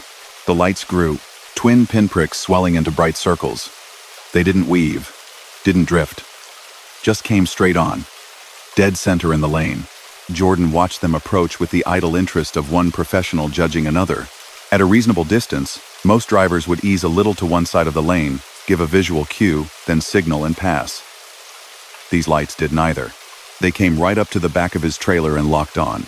His mirrors filled with white. Jordan hissed under his breath. "Come on, man," he muttered. "Back off." He tapped his brakes gently, just enough to make his brake lights flash. A normal driver would read that as a warning, and "I see you." The lights behind him didn't waver. He frowned, slowed a bit more. The cruise control clicked off. The hum of the engine changed pitch as the rig eased down. The lights matched him, perfectly. Close enough now that he could see the faint shadow of a grill between them. A tall, flat shape. A big truck. Not a car. "Okay," he said aloud, irritated. "Okay. You win. Go ahead." He put on his turn signal and eased onto the right shoulder, careful not to drop a tire off the edge. Gravel crunched under his wheels. He brought the rig almost to a crawl, leaving plenty of space in the left lane. The headlights behind him didn't swerve around. They slowed with him, hanging on his rear doors like they were connected by an invisible bar. "Seriously?" The back of his neck prickled. "What's your problem?" He considered grabbing the CB mic, then thought better of it. If this joker wanted to play games, he wasn't going to give him an audience. He slowed more, almost to a stop. The lights behind him dimmed a fraction, then flared bright again, as if the driver had flicked his own beams off and on in annoyance. "Fine," Jordan muttered. He guided his truck back into the lane and brought her steadily up to speed, watching the headlights in his mirrors. They came with him, never gaining, never dropping back much. Just there. He tried to make out details. In the harsh wash of white, he could just see the faint, blocky outline of a cab. It looked like an older model, squarer than most of the new ones on the road. Its paint, if it had any, drank the light rather than reflected it. The shape behind the grille was dark, too dark to see a driver's face. He drove like that for miles. The road rising and falling in gentle waves, his speed holding steady. The truck behind him never wavered.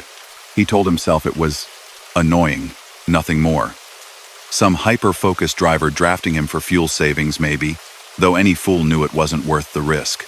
An exit sign loomed out of the dark. A tiny town with a gas station and a diner that might or might not be open at this hour. Jordan's bladder ached. He hadn't noticed until that moment. He signaled, headed for the ramp. As soon as his wheels crossed the white line for the exit, the headlights behind him vanished. It wasn't gradual. One moment they filled his mirrors. The next, his cab was lit only by his own dash glow and headlamps. The darkness behind him was complete. He stared at the right side mirror, then the left, then the center. Nothing. A half laugh puffed out of him. Should have known, he said. Ghost driver hates small towns. The words sounded thin in the cab. He pulled into the empty lot of the gas station. The building was dark, only a soda machine's red glow showing through the glass. He set the brakes, climbed down, and stretched in the cool night air, listening. Far off, a train horn sounded once, then again, softer. The highway hummed with the faint rush of a passing car. No other engine idled nearby, no other headlights cut across the sky. He told himself the other truck had just continued on. Maybe the driver had finally decided to pass after Jordan turned off. Maybe he'd taken another route. Maybe. Back in the cab, the unease didn't settle as quickly as it should have. An hour later, back on the interstate, the mirrors stayed empty for a blessed long stretch. Gradually, Jordan's shoulders unknotted. He chalked the whole thing up to one of those stupid lady night encounters, filed it away with the memory of a snoring guy at a rest area who'd slept half in, half out of his car with the dome light on. By the time the first signs for Sable Pass began to appear, truckers, check brakes, 6% grade ahead, he'd nearly forgotten about it. Nearly. The climb up to the pass brought the night in closer. The road wound between dark slopes, rock faces looming at the edge of the headlight beam. Reflective signs warned of runaway truck ramps, low gears, sharp curves. Jordan shifted down, felt the engine dig in. The weight behind him pulled. His trailer was heavy but manageable. He'd done this grade enough times to respect it without fearing it. The sky above the cut of the road showed no stars now, just a heavy, overcast ceiling. The wind made a low, constant noise in the mirrors, a sort of giant's breath. He checked those mirrors again and again, more out of habit now. They remained empty. The summit sign flashed by. Elevation 8,000 feet. Then came the downgrade. Use low gear. Trucks over 26,000 pounds must maintain 35 miles per hour's max. Jordan dropped another gear, pressed the engine brake switch, and began the careful crawl down. No cruise now. Just firm, moderate braking, letting off, repeating, don't ride the brakes. Don't get complacent. His focus narrowed. Curve. Straight. Curve. Sign. The grade ran on and on. Halfway down he saw the glow. It flickered faintly in the mirrors at first. A soft halo way back up the hill, rising and falling with the land. Headlights, but far. No way, he murmured. It could have been any truck, any driver hitting the pass after him. But as the minutes ticked and the grade wound on, that faint glow did not grow smaller with distance. It grew brighter, closer, the same way it had on the flats. His hands tightened on the wheel. Not tonight, he said under his breath. Don't you start. The grade sharpened. A yellow sign warned, next 3 miles steep. Jordan eased the rig down to 38.2, then 30. He watched the road, then flicked his gaze back to the mirrors. The headlights had come much nearer now, no mistaking it. They rode the curve of the downgrade like they were magnetized to his trailer. Still a ways back, but closing. He signaled right, as much for his own comfort as anything else, even though there were no extra lanes here, no turnouts in sight. Come on, he muttered. Pass or back off. The lights did neither. He tried the CB this time, more to prove to himself that he wasn't just spooking. Eastbound on Sable, he said, voice steady. keying the mic. "You ride me any closer, I'm gonna start charging rent." "How about you give me a little space, driver?" Static answered. No crackle of a voice. No chuckle. Nothing. He tried again. "Hey, Black Pete behind me, yeah, you. You got a copy?" Nothing. He set the mic back in its cradle slowly. The road dropped away in front of him. A long, straight section, the valley yawning open below. Off to his right, the guardrail hugged the edge. Beyond it, the land fell away in a steep, dark slope. This was the stretch the old-timers meant when they said, "Don't get cocky." Not there. The headlights behind him flared brighter. Close now. Too close. He could see the individual lenses, rings of light within light. The faint crosshatch of the grille between them, the silhouette of mirrors, and behind the glass of the cab, nothing. Or maybe the suggestion of a shape, a darker patch in the dark. Any details blurred. Jordan's pulse pounded in his ears. He could feel the weight of the other truck, though no actual contact touched his trailer. It was like standing near a hot engine. You knew it was there, whether you looked or not. "You're not real," he said out loud, barely a whisper. "You are not real." As if in response, the lights behind him surged closer still. For a second, just a second, they seemed to swallow the red glow of his own tail lamps completely. His cab lit up, the inside of his windshield a bright rectangle. The hair on his arms rose. His instinct screamed at him to get away, to speed up, to put distance between himself and that burning white glare. His foot twitched toward the accelerator. He remembered, suddenly, the old driver's words in that truck stop diner months back. "He wants you to go faster." The downgrade stretched ahead. Gravity already pulled at his speed. His brakes were warm under his foot. If he gave in and pushed, let the grade carry them both, he could get into trouble fast. The wheel vibrated faintly under his hands. Not from the road, not from wind, from tension. He forced himself to breathe. "No," he said, this time to the impulse in his own muscles. "You don't get to tell me how fast to go." He did something that went against every flight response inch of him. He slowed down. He eased off the accelerator completely, covered the brake, and let the engine brake and low gear do their work. 30. 28. 28T. 28C. His hazard flashers clicked on, bright amber in the mirror's edges. Behind him, the headlights flared, then dimmed. The glow pressed close. It felt like heavy weather building, like the moment before a storm broke. For a breathless second, it was as if the black truck had physically nudged his trailer. No impact, just the strong sense of something leaning into him. His mouth went dry. He held his speed.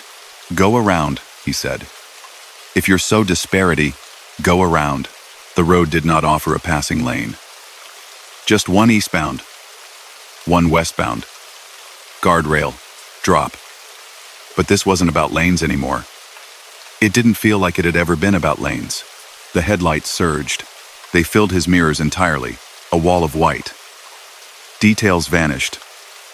Just blank light, washed through with a faint, strange shimmer. For an instant, they looked less like two circles and more like something flat and huge bearing down. Jordan gripped the wheel tighter. He did not speed up. The world narrowed to the line of asphalt ahead and the glow behind. And then, without any motion he could track, the light was no longer on his trailer. It was beside him, not out in the other lane where a physical truck would have to be, but somehow code-occupying the space of his cab. For the briefest, surreal heartbeat, the reflection on his driver's side window showed a black hood barreling alongside, close enough that they should have scraped paint. There was no roar of another engine, no rush of displaced air, no rattle of vibration as metal crowded metal. Just light and a shape. He saw the side of the black truck, as if it were painted on the darkness. Long hood, flared fenders, no company name, no dot stickers, just a matte black surface that seemed to swallow even his own headlamp beam. He saw the cab door. On it, where a name might be, there was only a wide scuff of something pale, scarring, like a place where lettering had once been and been ground away. In the faint, warped gleam of the window, he saw a face for a second. Not clear, not distinct, just an impression. The way you see yourself in a dark TV screen in a room behind you. It looked like his own. Then it was gone. The black truck surged ahead, faster than gravity, faster than anything with real weight could have moved without physics having a say. Its taillights burned a deep red for a moment, then folded into the dark ahead, melting into the grade. Jordan watched it go, breath stuck in his chest. Up ahead, around the next sweeping curve, a faint cluster of reflectors caught the light. As he rolled closer, hazards still clicking, he saw them for what they were. A line of short, white posts set along the outside of the guardrail, each topped with a small, square plaque. A larger sign stood among them, simple black letters on metal, in memory of those lost on Sable Pass. Drive with care. Some of the posts had artificial flowers wired to them. A few had small, faded photos tucked into plastic sleeves, faces long gone soft with time. And Sunday, Jordan's skin prickled. He guided the truck down the rest of the grade with exaggerated care. At the bottom, where the road leveled and the valley opened, he pulled off at the first wide turnout and sat there shaking, the engine idling low. He replayed what he'd seen. What he thought he'd seen. The rational part of his mind muttered explanations. Fatigue, highway hypnosis, a reflection from another truck that had turned off, or a car, or something else. His brain had filled gaps with stories he'd heard. Another part of him, the part that had clamped his foot down against the urge to run, whispered that he knew the feel of weight behind him. He knew when something was there on his bumper, riding inches off his doors. He'd felt it, whatever physics had to say about it. He dug his dash cam out later that morning, parked at the receiver's lot while he waited for a door. He pulled the footage for the stretch of Sable Pass, watched it on the small screen. The road ahead showed clear. Signs, curves, headlights carving through dark. His own dash lights glowed on the bottom of the frame, his hands on the wheel. He skipped to the time he remembered the headlights flaring behind him. He expected to see at least a whiteness washing over the interior. Some shaft of light. The footage showed nothing but the faint glow of his own dash. He backed up, went forward, slowed the video. Frame by frame, the downgrade played. Asphalt, guardrails, night. He checked the rear-roof-facing camera he'd installed over the trailer doors after a series of petty thefts months back. That one showed the grade falling behind him, his own red marker lights, the lines of the road. No headlights, no truck. Just once, for 3 frames in the middle of a long, straight stretch, the image jittered, a blur, a streaking smear of brightness across the lower quarter of the video, like someone had dragged a flashlight quickly past the lens. He went back and forth over those frames until the pixels started to swim. In the end, he shut the player off and sat in the quiet cab.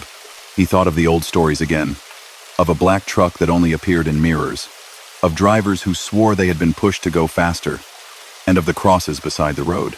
He thought, too, of a night years before, different road, different grade, when he'd ridden a smaller truck's bumper down a hill because the driver had been cautious, because Jordan had been in a hurry, because he'd wanted to prove a point. The other driver had taken the exit at the bottom a little too fast, spooked maybe by the weight behind him. He hadn't crashed. No one had died. But the image of that trailer swaying, wheels kissing the edge of the shoulder, had lived in Jordan's mind ever since. He imagined for the first time what it would have felt like to be the one in front. To look back and see nothing but a wall of light, tight on your doors. He felt suddenly, sharply, ashamed. After that, he drove Sable Pass differently. He still ran at night. He still made good time. But on the grade, he kept it slow. Kept his flashers on if he had to. Let impatient locals stack up behind and pass when they could. He didn't care if they thought he was timid. He knew where the runaway ramps were. He eyed the memorial posts every time he passed, a brief, steady acknowledgement. Weeks went by, months. The black truck did not reappear. He almost managed to convince himself he'd exaggerated the whole thing, that it had been some combination of stories and stress and bad lighting. Then, one icy November night, he came up on the western side of Sable again, snow starting to fall in thin, slanting lines.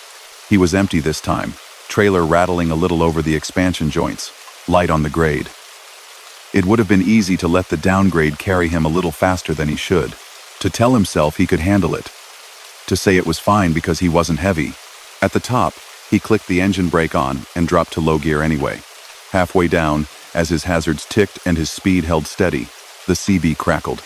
A nervous young voice came through, breathless. Eastbound on Sable. You got an empty in front of you running slow? I got another truck on me, won't back off. Big black thing. I think he's flashing me, but I can't tell. You see him?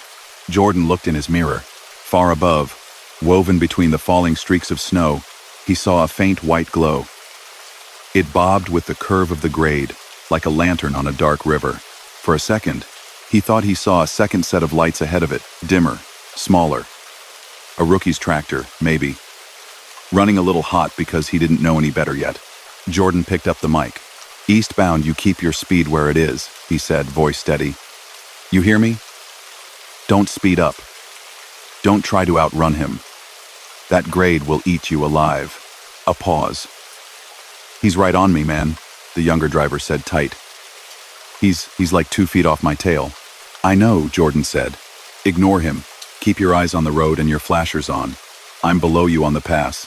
I'll let the bears know on the other side there's someone coming down needing a little extra room. How's that gonna help? It'll help, Jordan repeated. What's your speed? 35. Drop to 30, Jordan said. Trust me, he'll go around when he's ready. But there's nowhere to. He'll go around, Jordan said again. He could hear his own pulse in his ears. Say it back.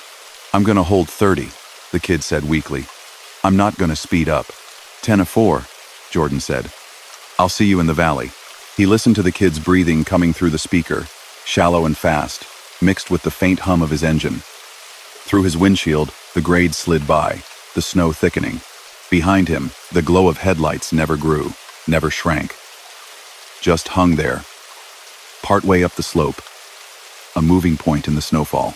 He keyed the mic to a different channel, gave a heads up to anyone listening near the bottom that a nervous rookie was coming down light and slow. By the time he rolled into the flatter land, the glow sloping down behind him had disappeared into the weather. At the first wide turnout, a young driver in a company-branded fleece pulled in, hands still gripping the wheel too tight. He parked a few spaces over from Jordan and sat there a moment, then climbed down and walked over, breath puffing in the cold. Was that you on the radio? He asked. His eyes were wider than they should have been for someone his age. With the ghost or whatever that was? Jordan hesitated, then nodded. You see him now? He asked, glancing at the grade behind them. The sky above Sable glowed faintly with snow-muted light. No headlights cut the slope. The kid shook his head. He was right on me, he said, like right there. I swear I could feel him. Then right when you told me he'd go around, I don't know. It got brighter for a second and I guess he passed? 'Cause it felt like, I don't know, like something heavy went by. But there wasn't anything, nothing I could see. Jordan looked back up at the pass, then at the line of memorial posts barely visible along the outer edge in the distance. Sometimes, he said slowly, you don't see trouble until it's already gone by. Best thing you can do is not help it along. The kid huffed a shaky laugh. That's some old-timer wisdom? Something like that, Jordan said. They both stood there for a minute longer, listening to the faint hiss of snow on the trucks, to the occasional hiss of another rig's brakes as it rolled past on the highway. You believe in that stuff? The kid asked suddenly. Ghost rigs, haunted hills. Jordan watched a distant semi's lights crawl up the opposite grade. The snowfall softened everything, turned the danger of the road into something that looked almost gentle from here. I believe in weight, he said, in momentum, in what happens when you push somebody faster than they know how to go, whatever puts that extra pressure on your bumper. Call it what you like. Me, I'm just trying to make sure I'm not the one applying it anymore. Later, in his bunk, rocked by the wind and the distant rush of highway, he dreamed of a black truck leading the way down a long, endless hill, red lights steady, never speeding, never slowing, carving a path through the dark that others could follow at their own pace. When he woke, the sky was pale with dawn. The pass behind him looked ordinary, just another stretch of mountain road. But on certain nights, when the weather came in low and the road shone damp under his headlights, if he glanced into his mirrors and saw a distant glow that was not quite another driver's, he would tap the mic and rumble a quiet warning into the dark. Easy now, he'd say to whoever might be listening. Hold your speed. That hill's not your friend when you rush it. And sometimes, faintly, from somewhere up on the grade or far down the line, another voice would answer, shaky but steadier than before. "Copy that. I'm holding 30. The road went on. The memorial posts watched in their silent line, and whatever rolled the pass at midnight, invisible to cameras and disinterested in way stations, seemed for now to be content to ride just beyond the reach of taillights, waiting for those still determined to learn the hard way. Story number 5. Lucas had always said he could sleep anywhere. He'd napped in noisy freight yards with forklifts screaming past his bumper. He'd crashed in his bunk while thunderstorms pounded the roof of his cab like fists. He'd dozed off on the shoulder of an interstate rest area while someone's car alarm wailed 2 spaces over for an hour. "Turn the key, pull the curtain, lights out," he liked to say. That's it. Truck's home. Most of the time, it was true. The night he stopped at mile marker 409 was the exception. He was running north through a quiet, mostly empty state, the kind of route dispatch handed out when no one else wanted it. 12-lane highway, long stretches without services, a scattering of tiny towns whose gas stations closed at 10. The run itself wasn't hard. Light load, good weather. The problem was the clock.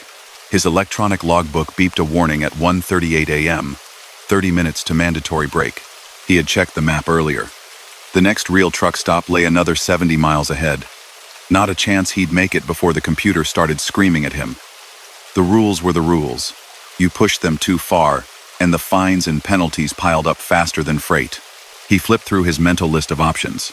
Pullouts, scenic overlooks, any wide spot on the shoulder where he could tuck a rig for a few hours.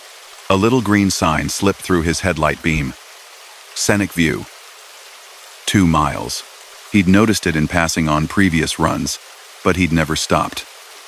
Guys on the radio called it the overlook at 405, or sometimes cold shoulder, usually with a laugh.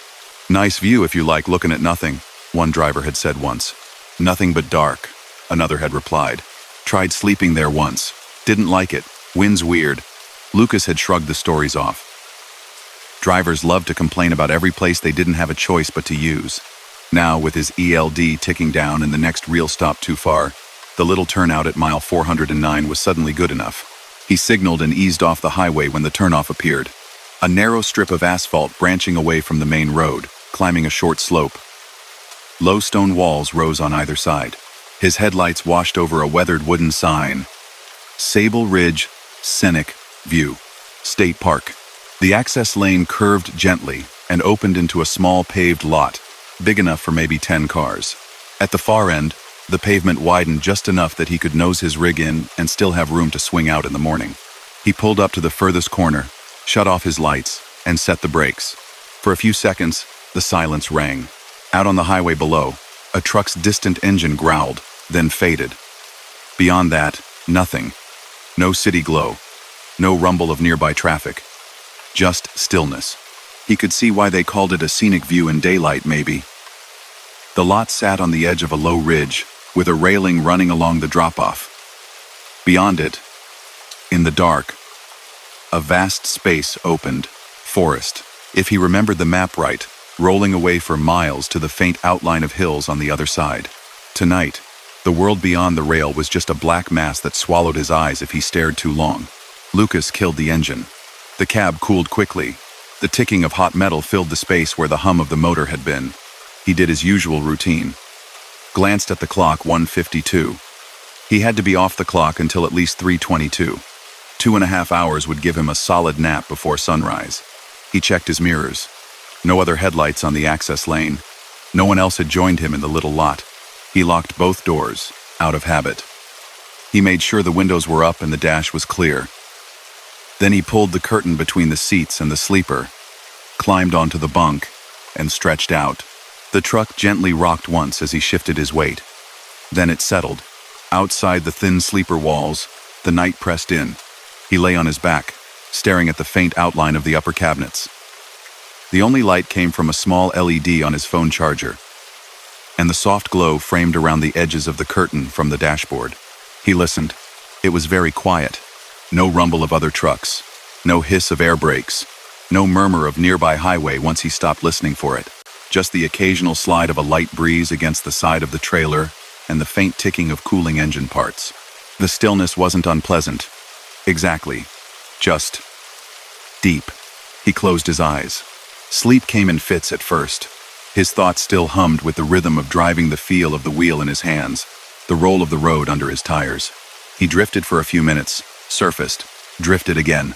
At some point, he must have fallen fully asleep, because the sound that brought him back was sharp and out of place. It was a soft, metallic clink, like something brushing lightly against his driver's side door handle. His eyes snapped open. He held his breath and listened. Another soft sound. A faint scuff, like a boot on the bottom step.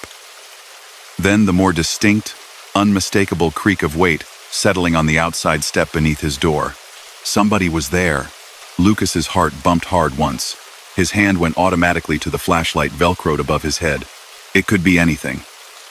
Another trucker looking for a place to park and not seeing him in the dark. A state trooper doing a check. Some local kid tapped by curiosity and boredom. "Yeah?" he called, his voice coming out rough after sleep.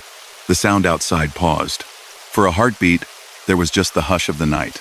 Then something brushed the door again. This time it was more of a deliberate rattle, like someone testing the handle. Locked. He cleared his throat. "Lot's full," he said, trying for a light tone. "You're welcome to the other end, but there's not much room up here." No answer.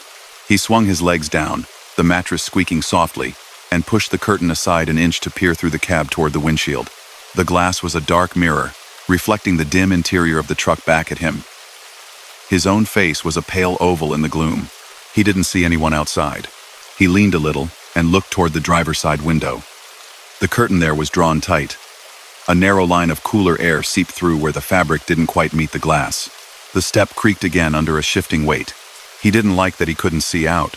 He hesitated, feeling foolish, then reached for the dome light switch on the dash. He clicked it on. Bright yellow spilled through the cab, chasing away the reflections on the windshield and side windows. The glass on his left turned into a clearer, darker pane. There was no one on the step. No face at the window. No silhouette moving away. He frowned. Pressed his palm to the inside of the door, feeling the chill of metal through the panel. Then, with an annoyed huff at himself, he shut off the dome light and sat there a moment longer, listening. The night settled again. Just the faint breeze, the cooling ticks, the faraway whisper of highway. "Wind," he muttered. "Truck settling. You're jumpy, that's all." He glanced at the clock. 2:23. Not even an hour down. He checked the locks again, even though he knew they were engaged. Then he climbed back into the sleeper and lay down. It took him longer to relax this time. His ears strained for any sound beyond the thin walls. He heard the small, usual noises, a popping in the trailer, as it expanded or contracted with the temperature drop, a faint rattle from a loose piece of trim. Gradually, his breathing slowed. His muscles loosened. He was just starting to sink again when the truck rocked. Not the gentle, imperceptible sway of wind. This was a sharp, definite shift. As if someone had stepped hard onto the catwalk between the back of the cab and the front of the trailer. He jerked upright, heart in his throat. 2 more quick, heavy steps sounded directly above his head, crossing the roof of the sleeper toward the passenger side. The metal skin of the cab boomed softly with each impact. "Hey!" he snapped, adrenaline erasing any drowsiness. Off the truck. He was already moving, feet thudding to the floor, hand grabbing for his boots out of habit, even though he wasn't going to step outside barefoot. The footsteps stopped. He yanked the curtain aside, flicked the dome light on again, and scanned the windshield and side windows. Nothing. The pale railing at the edge of the overlook lay empty. The lot itself showed up as flattened gray under the dim glow of one distant security light near the access lane. No other vehicles. No moving shapes. He climbed into the driver's seat, leaned over, and peered up through the narrow strip of glass at the top of the windshield. He couldn't see the roof from that angle. Just a slice of sky, thick with darkness. The truck was still. He sat there for a long moment, listening to his own pulse slow down. "Could be an animal," he murmured. "Deer. Big raccoon. Something." It didn't sound convincing, even to himself, but he didn't have a better option. He thought about opening the door and shining his flashlight up at the roof. The idea of stepping out into that wide, empty lot, though, with the forested drop-off only a few yards away, made a small knot tighten in his stomach. He stayed where he was. After a minute, He sighed, reached back, and turned the dome light off again. The cab slid back into dimness. He checked the time. 2:37. It's a parking lot, he told himself. In a state park, in the middle of nowhere. There's nobody here who cares about you. The thought was meant to be reassuring. No one to bother him, no one to mess with his truck. It didn't land that way. He went back to the sleeper. Lay down on his side this time, facing the narrow window set into the wall above the bunk. He hadn't really paid attention to that window before. It was a small, oval thing, latched from the inside, fogged slightly at the corners from the contrast between his breath and the cold outside. He squinted at it, deciding whether to open the covering or leave it closed. Finally, he slid the small blind up halfway, leaving a strip of glass exposed. If anyone did walk past, he'd see a shape there. He closed his eyes. He almost drifted off. Then came the tapping. This time, it was clearly not the door. The sound came from the wall of the sleeper itself, just below the window. A faint, quick series of knocks. 3 in a row. Pause. 3 more, right behind his pillow. He froze. The knocks weren't loud. They weren't aggressive. If anything, they sounded weak. Like someone tapping with numbed fingers. He held his breath. 3 more taps. Slightly higher, closer to the window now. A small scraping noise followed, as if fingertips were dragging lightly over metal. Without meaning to, he opened his eyes. For a heartbeat, he thought the glass was empty. Just the faint reflection of his own face in the dark. Then, very slowly, a shape pressed against the outside. It wasn't a clear horror movie handprint. The window was too small, the frost at the edges too thick. But he could see the distortion as something pushed inward, a faint, rounded bulge in the center of the pane. The pressure formed what might have been the heel of a palm, the blurred suggestions of fingers. The glass shivered almost imperceptibly. The tapu-tapio top sounded again, now fainter, more of a dull bump than a knock. The impression slid downward and vanished. His own heartbeat filled his ears. He couldn't move for a second. It felt like the thick, heavy paralysis that comes in the first moments of waking from a deep sleep. Except he was fully awake. He could feel the fabric under his fingers, the cool air in his throat. He forced himself to suck in a breath. "Stop it," he whispered. He wasn't sure if he was talking to whatever was outside, or to himself. He reached up with one shaking hand and yanked the blind down over the window, shutting out the view. The thin plastic rattled softly. The knock stopped. He lay there in the dark, lungs working too fast, every muscle coiled. Minutes crept past. No more tapping, no footsteps, no scuff on the steps. Gradually, the intensity of the moment eased. His thoughts began to dart in small defensive circles. Maybe it had been ice forming, expanding. Maybe the glass had flexed a little with the temperature drop. Maybe a branch had brushed the side of the cab. He hadn't really looked at what, if anything, grew just below this spot. He checked his phone. 6 a.m. 16 more minutes until he could legally drive again. "Just get through the clock," he muttered. "Then you can leave this place and laugh about it later." The idea of closing his eyes again, even for a minute, made something in his chest tighten. He sat up instead, swung his legs over the edge, and sat on the bunk, feet on the floor, staring at the shadowed curtain leading to the cab. The truck felt very small. A thin metal box on an open ledge. At 3:22, his logbook chimed softly, indicating his break was complete. He didn't need a second invitation. He slid out of the sleeper, shoved the curtain aside, and climbed into the driver's seat. The cab lights looked strangely harsh after the low glow in the back. He turned the key. For a split second, nothing happened. The dash stayed dark. The key turned in his hand with the usual weight, but the electronics didn't respond. The silence in that fraction of a second felt enormous. Then, with a small thump, the dash came to life. Lights flicked on. The engine turned over and rumbled into its familiar idle. He exhaled a breath he hadn't realized he'd been holding. "Truck's getting old," he told himself. "Don't be dramatic." He checked his mirrors one more time out of sheer reflex. For the briefest moment, in the driver's side mirror, he saw something standing just below the sleeper window. A figure, close to the cab, almost pressed against it. Too close to distinguish shape, just a column of dark. As the engine's vibrations settled, the image shifted. The figure resolved into nothing but his own trailer's shadow against the low rail of the overlook. He pulled slowly out of the lot, tires crunching over grit, headlights sweeping the empty pavement, the empty rail, the empty forest beyond. The state park sign flashed past. The access lane dropped him back down onto the highway. The beep of the logbook switching back to drive mode sounded almost cheerful. He drove for 20 minutes before his shoulders fully unclenched.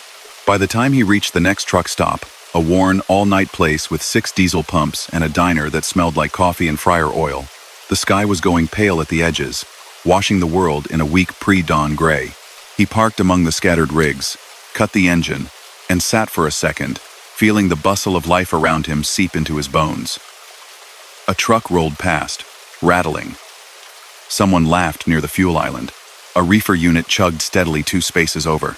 Inside the diner, the lights were bright and a little too yellow. A handful of drivers hunched over plates, eyes glued to their phones. A TV on the wall mumbled about weather. Lucas slid onto a stool at the counter. The waitress, a woman in her 50s with tired eyes and a cheerful ponytail, poured him coffee without asking. "You look like you've seen a ghost," she said casually, then laughed at her own joke. "Rough night?" "Didn't sleep much," he admitted. He hesitated, then added, "Stopped at that overlook back there. Sable Ridge, mile 409. Her smile faded a notch. She glanced, almost involuntarily, toward the window where the highway cut past in the growing light. "Lot of folks don't use that one," she said. His fingers tightened around the warmth of the mug. "Yeah? Why's that?" An older man, 2 stools down, gray beard, faded trucker cap, snorted softly without looking up from his plate. "Bad spot for winter," he said. "Colder it should be up there. Fog likes to sit." He forked some eggs, chewed, swallowed. "Used to be worse, before they put the sign up, before they pulled the body." Lucas's appetite shrank a little. "What body?" The man glanced at him properly now, measuring whether he was the kind of person who wanted to hear or not. "Driver got himself locked out of his truck up there one winter," he said finally. "This was, 10 years back? Maybe more. Doors froze, or the latch jammed. Depends who you ask. Point is, his keys were inside, phone was inside, and his rig was his only shelter for miles. He'd pulled over because the highway was slick and he was tired. Thought he'd take a quick leak, I guess. Door swung shut behind him. Click. The waitress busied herself rinsing a mug, not quite looking at either of them. "They found him the next afternoon," the man went on, voice level. "Park ranger doing a patrol. Poor guy had gone around that whole rig 100 times by the looks of it. Tried every latch, every handle. Pounded on the doors till his hands gave out. Wouldn't bust a window truck was least, I heard. Probably thought he'd get in trouble." He shook his head slowly. "Cold night," he said simply. "Colder up on that ridge than it was down here." Lucas pictured the faint, desperate tapping on his sleeper wall. The soft, weak knocks. The impression of a hand against the glass. He swallowed. "They say now," the man added, almost as an afterthought. "If you park up there on a bad night and lock your doors, you might feel somebody testing the handles. Trying the steps. Hoppin' you left your passenger door open, or your window cracked." He took a sip of his coffee, gaze sliding back to his plate. "Stupid story," he said. "Drivers talk. You know how it is. Place gets a reputation. Folks add on a little every time they tell it."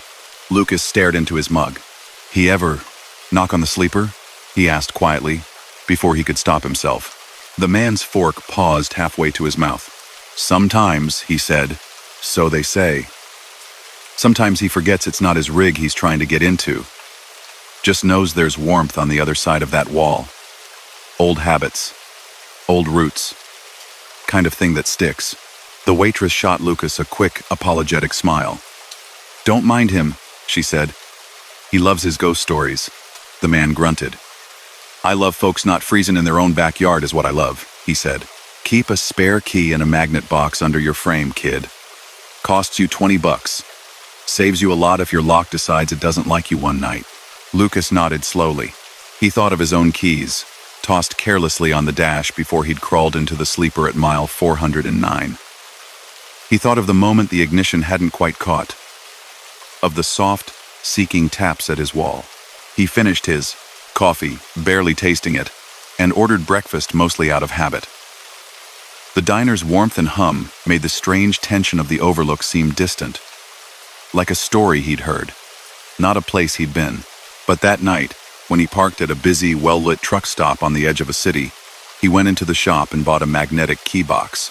He had a copy made and slid it into the little container, then crawled under his truck and stuck it to a hidden place on the frame. As he lay in his bunk later, the sounds of engines and distant laughter wrapping him in their familiar blanket, he found himself glancing at the small oval window above his head. The glass was clear. No frost. No shadows moving on the other side. He reached up and left the blind open a crack, just in case someone on a cold, lonely stretch of some other road, some other night, found themselves outside their own locked door, numb hands knocking, hoping someone had left a way in. Mile 409 stayed on the map, just another small green sign on a remote highway. Most drivers who passed it never stopped. Those who did, by choice or by ticking logbook, sometimes woke with the odd sense that their truck had shifted slightly in the night, that the steps had creaked under weight that wasn't theirs. Most wrote it off to wind, to settling metal, to nerves. But a few, sipping coffee at distant counters under humming fluorescent lights, lowered their voices and said they'd heard a faint tapping on the wall behind their pillow. Polite, persistent, growing weaker with each unanswered knock. And always, when they checked, the lot was empty. Story number 6. Nina didn't mind the scales. Some drivers cursed every way station like it was a personal insult, but she figured they were just part of the job. You ran legal, you rolled over the pad, you smiled if you had to go inside. Most nights, it was a green light and a polite wave. Her company had booked her on a lady night run through a state she didn't know well. 2 lanes most of the way, then a divided highway cutting through low hills, black trees lining both sides. Around midnight, the night got deep and empty. The CB was quiet. Her GPS screen glowed on the dash, showing a thin blue line threading through a sea of dark. In 5 miles, keep left, the GPS said. Way station ahead. Closed. She nodded to herself. Good. One less interruption. A blue sign loomed out of the dark a minute later. Commercial vehicles must enter when flashing. The yellow lights at the top of the sign were dark. Past it, the highway curved gently. Low clouds blotted out the stars. She passed another sign. Way station 2 miles. Her GPS chimed softly, a little warning symbol appearing. She glanced down. Data not available for this facility, the small print said. Whatever, she muttered. She'd heard something somewhere about an old station out this way that had been shuttered after a budget cut. Drivers said the ramps were still there, weeds pushing through the pavement, building boarded up. A ghost way station in the literal sense. The miles clicked by. Her headlights washed over a 3rd sign. Way station 1 mile. Prepare to stop. The yellow lights at the top blinked on. Nina blinked with them. They weren't supposed to. Her GPS had said closed. Middle of the night, middle of nowhere, no other truck lights ahead or behind. Still, the law was the law. Flashing meant you pulled in. She eased off the throttle, felt the engine tone drop. Her trailer hummed behind her. The road parted ahead, the right lane peeling off into a long, lit ramp. Overhead, a large green sign, Way Station, open. The arrow glowed a firm, unambiguous red over the through lane. The arrow over the ramp glowed green. Okay, she said softly. Okay. She hit her turn signal and took the ramp. The pavement here felt older. The paint on the lane lines was a little more faded, a little more brittle under the beams of her headlights. Sodium vapor lamps buzzed on tall poles, casting a dull orange sheen over everything. To her left, the highway rolled on, the few scattered headlights of distant traffic sliding past. To her right, the way station building squatted low and blocky, with a lit window facing the scale. She rolled slowly onto the massive concrete pad, watching the digital sign ahead. Speed 3 miles per hour. Drive when clear. The red numbers on the display flickered as her tires hit the plate. 76,320. Her registered weight was 79,000. Good. She stopped where the faded white line told her to. The scale hut's window glowed. Inside, behind glass, she could see a counter, a swivel chair, the silhouette of a man in uniform leaning over a console. Relief loosened her shoulders a bit. It was late, but that didn't mean no one worked nights. Then a small, cold detail slid into place in her mind. His silhouette was wrong. The man in the booth, if that's what he was, wore a peaked cap. The kind highway officers used to wear years ago, before most departments switched to ball caps and softer gear. The shape of his jacket was off too, almost boxy, with broad shoulders and a nipped waist. Old-fashioned. He didn't look up immediately. His hands moved over a panel she couldn't quite see. Something behind the glass clicked and whirred softly, the sound oddly mechanical in the digital age. The radio on her dash stayed silent. No call over the speaker. No. Truck on the scale. Pull around when ready. She waited. After a few long seconds, the man straightened. Slowly, as if his joints protested. He turned toward the window. His face was in shadow, the light behind him too bright. She could make out a jawline, a nose, the gleam of glasses. His cap brim cut a dark line across his eyes. He lifted a hand and pointed at her. Then he pointed, decisively, toward the inspection bays. The digital sign flicked. Pull. Ahead to Bay 2. Nina's stomach sunk. Random inspections happened. She'd been through a few. Pop the hood, open the doors, walk around with an officer while he checked lights and tires and paperwork. Annoying, but manageable. Still, something about the silence bothered her. He hadn't said a word on the radio, just that slow, stiff gesture. She released the brakes, rolled the truck off the main scale, and followed the arrows. The inspection bays sat under a long, low canopy. 3 berths, big enough for a tractor trailer each. Bay 1 was dark, the overhead lights off. Bay 3, too. Only Bay 2 glowed with that old orange brightness. She pulled into it, lined up with the guidelines, and stopped when the faded "Stop Here" stencil met her bumper. The building wall to her left was concrete, painted a dull beige. A metal door with a square window led into the office. A smaller door on her right opened into the bay itself. Beyond it she could see racks of tools, an old air compressor, a roll-around stool. She set the brakes. The radio still hadn't spoken. She picked up the CB mic on a hunch. "Way station, you want me to kill the engine?" she asked, pitching her voice to Carrie. No answer, just a faint hiss. The door from the office to the bay opened. The officer stepped through. Up close, she could see more of the details that had nagged at her. His uniform was a deep navy, crisp, with brass buttons and a tie. The patch on his sleeve bore the state's emblem, but in an older style than she was used to seeing. His shoes shone dull black. No body camera. No radio mic clipped to his shoulder. A leather belt with a holster, but no obvious weapon. He moved with the stiff care of someone nursing pain or habit. He walked around to the front of her truck and looked up at the grill, then at her license plate. He still hadn't glanced at the cab. Nina watched him through the windshield. Her fingers fidgeted on the steering wheel. He lifted a hand and made a small circling motion, a universal lights gesture. She flipped her switches. Headlights off, then on. High beams, low beams. Turn signals left, then right. Hazards. Brake lights. Markers. He walked slowly around the front of the truck as she did it, eyes tracking each change with methodical attention. When he reached the passenger side, he went briefly out of sight. She heard his footsteps on the gravel. He reappeared in her side mirror behind the sleeper, then at the back of the trailer, where his flashlight beam danced over the doors, hinges, and reflective tape. No other trucks pulled in. On the highway beyond the fence, a single set of car headlights drifted past, then darkness again. He came back into view along the driver's side, stepping carefully.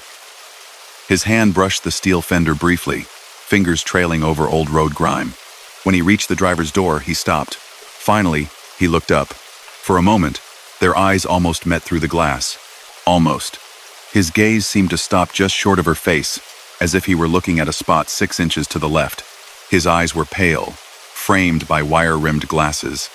There was a hollowness around them, a tiredness that didn't seem like it had much to do with the hour.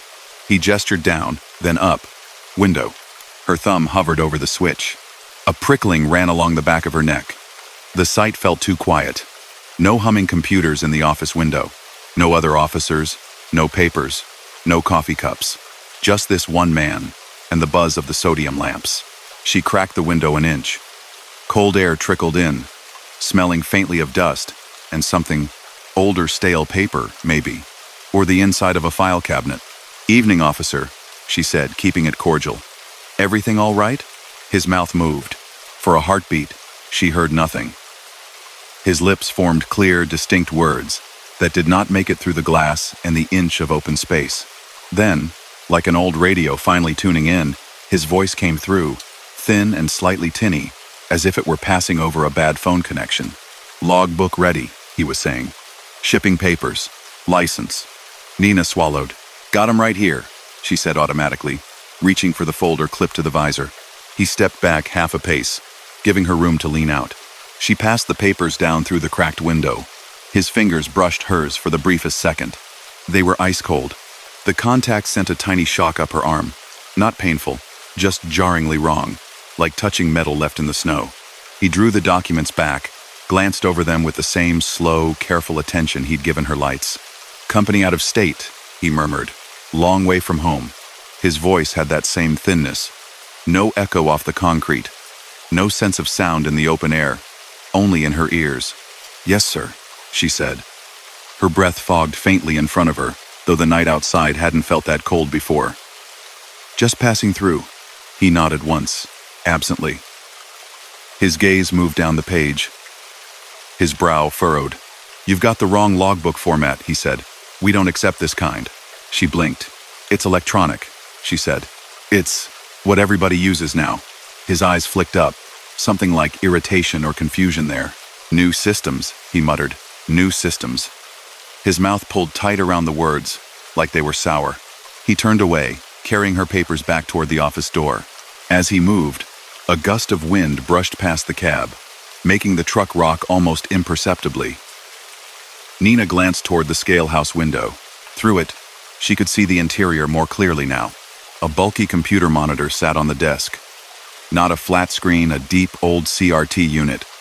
A dot matrix printer hunched beside it, its feed tray loaded with continuous paper, the edges perforated. Stacked on a shelf were cardboard boxes labeled with black marker. 1,997, 1,998, 1,999. Her chest tightened.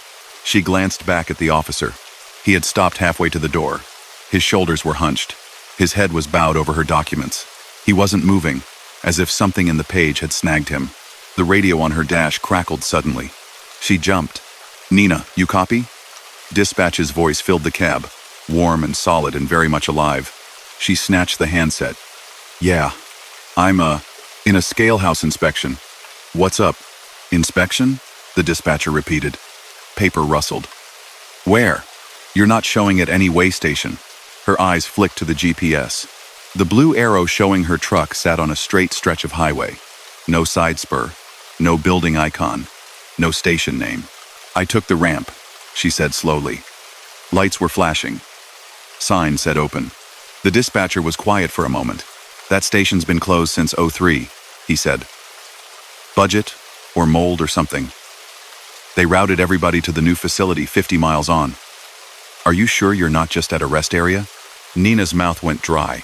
Through the windshield, the way station building sat squat and solid. The orange lamps hummed overhead. The officer stood motionless in the wash of their light, her paperwork hanging from his hand. She heard herself say, "I'm looking right at it." The dispatcher exhaled, long and low. "All right," he said.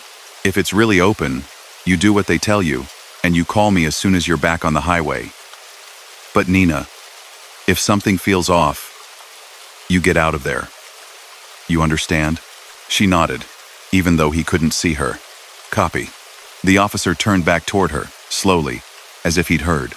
He walked to the door of the office, opened it, and held it half open, looking back over his shoulder at her.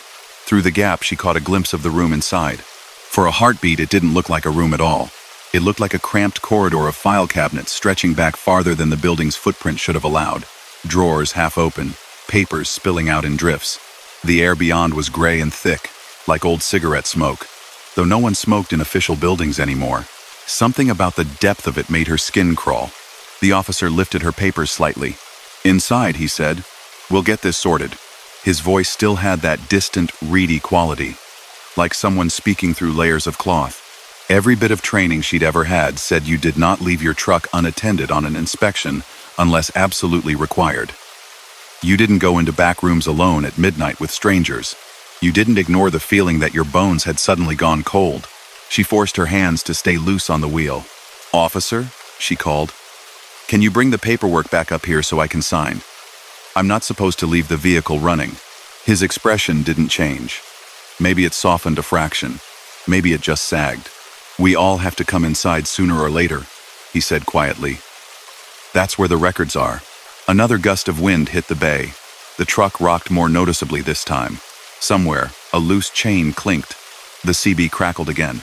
A different voice came through, older, with a local drawl.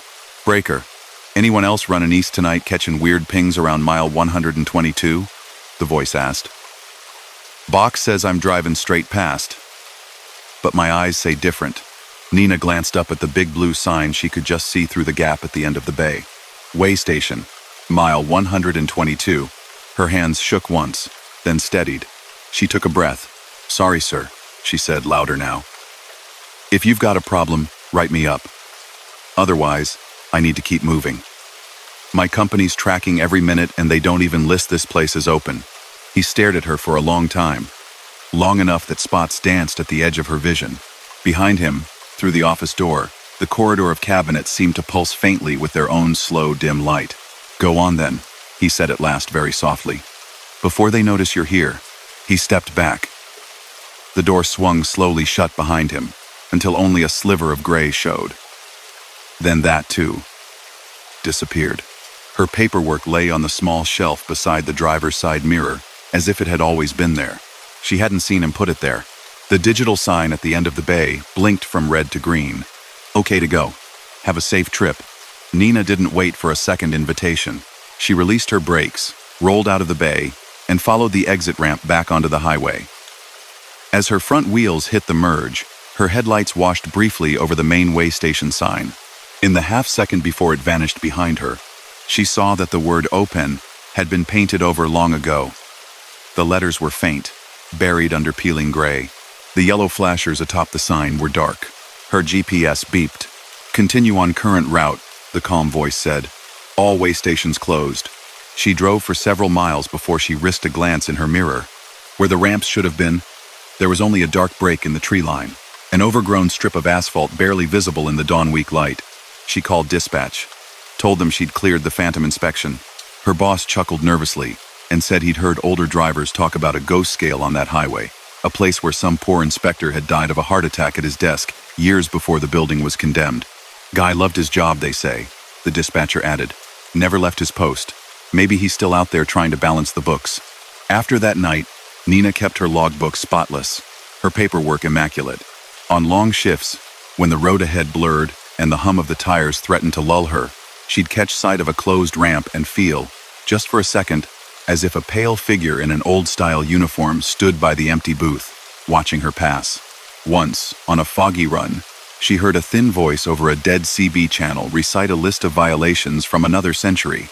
Over hours on paper logs, mismatched placards, missing flares, the old sins of the road, drifting like static. She turned the radio up and drove on. And somewhere off mile 122, in a building no longer on any active map, a scale light flickered from red to green and back again, waiting for the next truck whose wheels happened to find the ramp at just the wrong time of night. Story number 7. Mia liked voices at night. Not people in the cab she drove solo, and she liked it that way, but the low company of someone talking into the dark while she threaded her way through it. Podcasts, late-night call-in shows, even those strange AM preachers that rose up out of static and faded again somewhere between towns. They made the road feel less empty. Tonight she had a long, straight shot across the high plains. 400 miles of two-lane and divided highway between one distribution center and the next. No mountains, no cities, just low, dry land and a sky that never quite went fully black, limned faintly by distant oil flares and the ghost of faraway towns. By midnight, the traffic had thinned to almost nothing. Her dash showed 12:07 a.m. The thermometer read 41 degrees Fahrenheit. The world outside, Her headlights was a wash of gray and scrub. Her usual FM stations fizzled out an hour ago. The last thing she'd caught was a song that ended in mid-note, swallowed by hiss. She thumbed the radio over to AM and spun the dial slowly, listening for something that sounded human. Static, a faint baseball game in Spanish that faded as quickly as it appeared. More static. A preacher listing Old Testament names like he'd been doing it for years. Then, clear as if it were coming from the passenger seat, a warm, rich voice rolled out of the speakers. And wherever you're running tonight, we hope the road's smooth and the coffee's strong. You're listening to 730 AM, The Night Road. I'm Elliot, and I'll be with you until dawn. Mia's hand stilled on the dial. The signal was good. No wobble, no fade. Just that low, easy tone. Let's check who's out there, the voice went on. Got a lonely stretch of asphalt. Got a handful of stars. Got a white Cascadia eastbound with an empty auto rack behind her, just passing mile 212. Mia's heart gave a small, sharp hop. Her rig was a white Cascadia. Her trailer tonight was one of the skeleton-y frame auto carriers, empty, rattling a little over every bump. She glanced at the green sign flashing past on her right. Mile 212. The coincidence prickled her skin. Plenty of room out here, Elliot's voice said, as if he'd seen her look. No one behind you for 14 miles. No one ahead for 11. Just you and the line on the road. Mia swallowed. Okay, she murmured. That's weird. She turned the volume down a notch, but didn't change the station. The show rolled on. Elliot told a story about an old truck stop that used to stand somewhere in Nebraska, a place where the coffee was always burnt but the pie was always perfect. He chuckled at his own memory. Some of you remember it, he said. Some of you never got the chance. World moves on, roads change. But we're still here on the wire, keeping each other awake. He took a call next. The switch was seamless. There was no ring, no obvious cut, just another voice joining from somewhere else. Got lonesome Larry on Iowa 25, Elliot said. How's the wind treating you tonight, Larry? A thin, reedy male voice answered, full of static and road noise. Kicking me around, man. You know how it is. Gonna park it at the next rest if I can find a spot. They talked about weather, about a college game. Ordinary stuff. It calmed Mia's nerves a little. Maybe it was a regional show. Maybe Elliot had a traffic scanner. Maybe somebody in a tower could see her transponder ping and had just guessed about the truck color and trailer. She held that explanation in place until the next station ID. You're listening to 730 AM, The Night Road. Elliot said again, voice smoothing over the words. We've got a westbound tanker near mile 198, a couple of reefers rocking down the line, and one tired lady in a cracked-a-mug Cascadia rubbing her eyes at 216. Don't you dare nod off on me, Mia. Her name landed in the cab like a dropped wrench. She hadn't told anyone her handle tonight. Her company name was on the side of the trailer, but not hers. She looked automatically at the coffee mug in her right-hand cup holder. It was white, with a crack running from the lip down into a coffee-colored spiderweb in the glaze. She'd dropped it 3 weeks ago and refused to throw it out because it was her favorite. It sat where it always did, within reach of her fingers, handle turned just so. Her skin went cold. Very slowly, she reached forward and turned the radio off. The cab dropped into a deeper quiet. The only sound was the rushing hush of the tires and the faint whistle of wind finding its way around the mirrors. She drove like that for a mile. 2. Her pulse slowed, then kicked again when she realized she'd started to miss the voice. Don't be stupid, she muttered. It's a troll. Some new app, some promo thing. You don't have to listen to that. The road ahead ran straight into darkness. No tail lights, no headlights. The sensation of emptiness pressed in from all sides. The dashboard glow felt suddenly small. She flicked the radio back on before she could talk herself out of it. The voice came through mid-hesitance, smooth as if she'd never left. 'Cause the thing about this job is, you're never as alone as you think you are, Elliot was saying. Not with all of us stitched together by steel and static. He chuckled. She came back, he added. Couldn't stay away. Welcome back to the night road, Mia. She swallowed hard. Her fingers tightened on the wheel. All right, Elliot said, as if they'd agreed on something. Let's earn our keep. Got some weather ahead. Mile 227. Little dip in the land where fog likes to settle. You'll be there in, about 11 minutes at your current speed. Might want to ease up a hair. We don't like surprises. Against her better judgment, she glanced at the trip computer. At 62 miles per hour, mile 227 was about 11 minutes away. It was a guess, she told herself. Any decent DJ could do that math. Still, she eased off the accelerator a bit. The night outside the windshield changed by degrees. The stars vanished behind a lower ceiling of cloud. The air took on a faint, silvery thickness. 10 minutes later, a low fog bank appeared in her headlights, stretching across the road like spilled milk.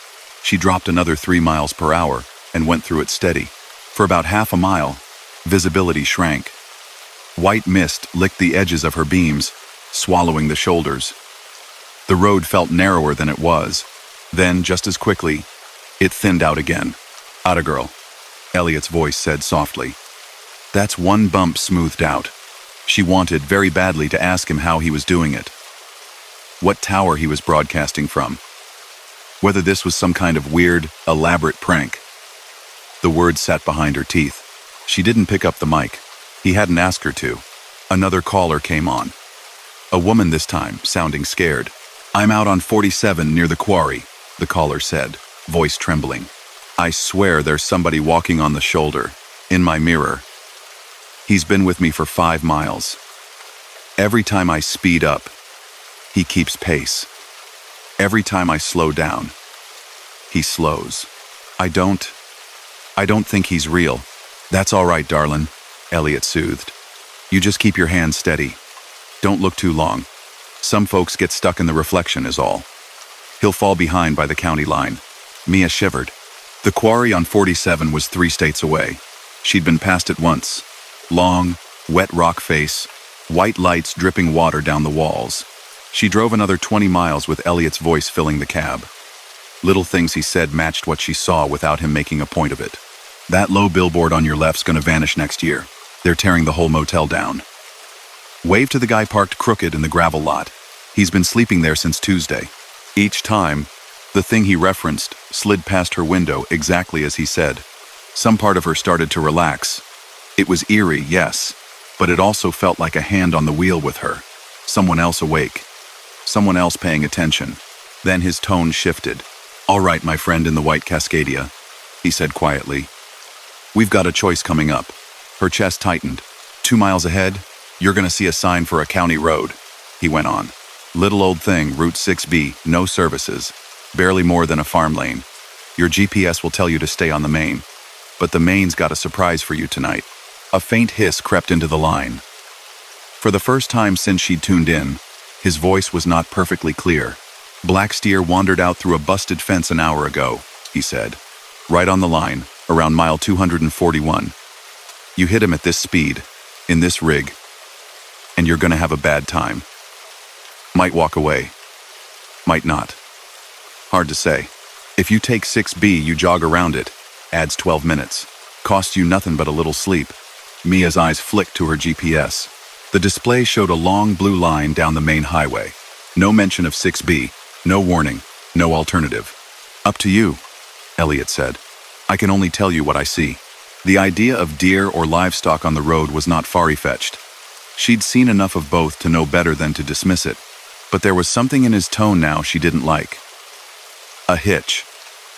A faint, hungry eagerness. She couldn't prove it. It was just there, under the smooth words. "How do you see it?" she asked aloud, before she could stop herself. He didn't answer directly. "You're tired," he said instead. "Been a long week. Last thing you need is a mess of horns through your radiator. Trust me, Mia. Let the road take the hit for once, not you." The green sign for County 6B, left 1 mile, appeared in her headlights. Her hands felt slick on the wheel. There was no law that said she had to obey the GPS. Plenty of times, she'd taken a back road to avoid a jam. Plenty of times, it had been the smart call. And maybe that was all this was. Someone with a scanner and a feed from a traffic camera somewhere, dressed up in spooky patter to keep people from changing the channel. "Who are you, really?" she whispered.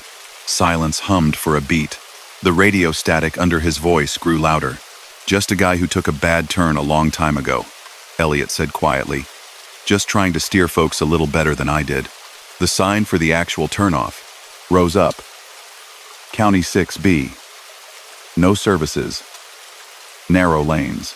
Her blinker stayed off. She watched the turn slide by on her left, a thin strip of asphalt vanishing into darker fields.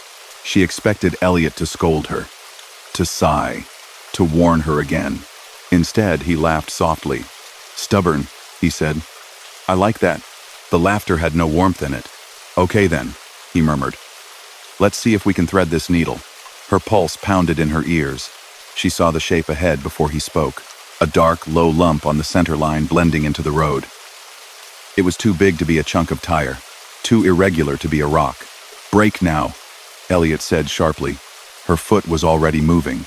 She pressed the pedal firm and steady, feeling the weight of the empty rack settle behind her. The rig slowed. 50, 40, 35. As the object in the road slid into the bright center of her beams, its shape resolved.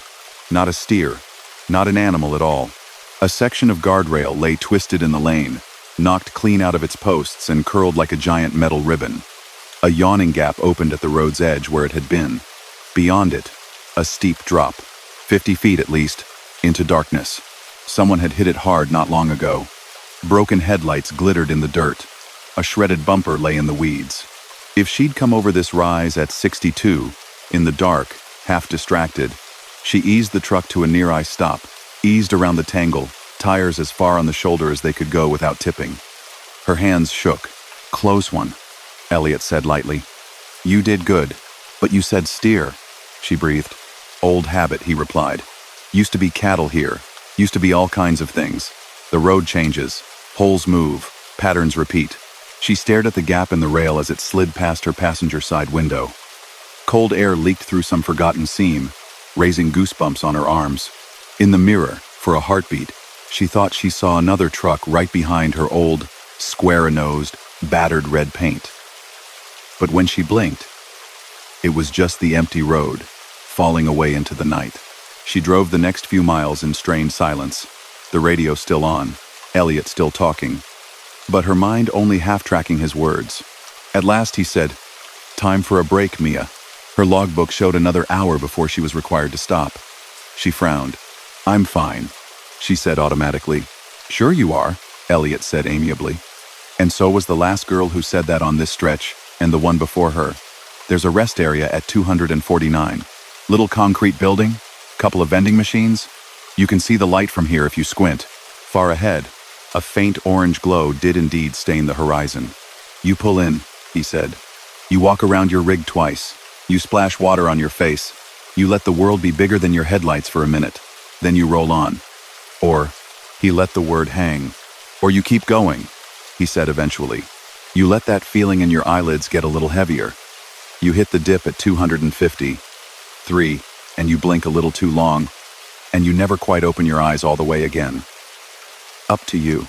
Either way, I keep talking." Something in the way he said it clicked things into place. He wasn't just helping.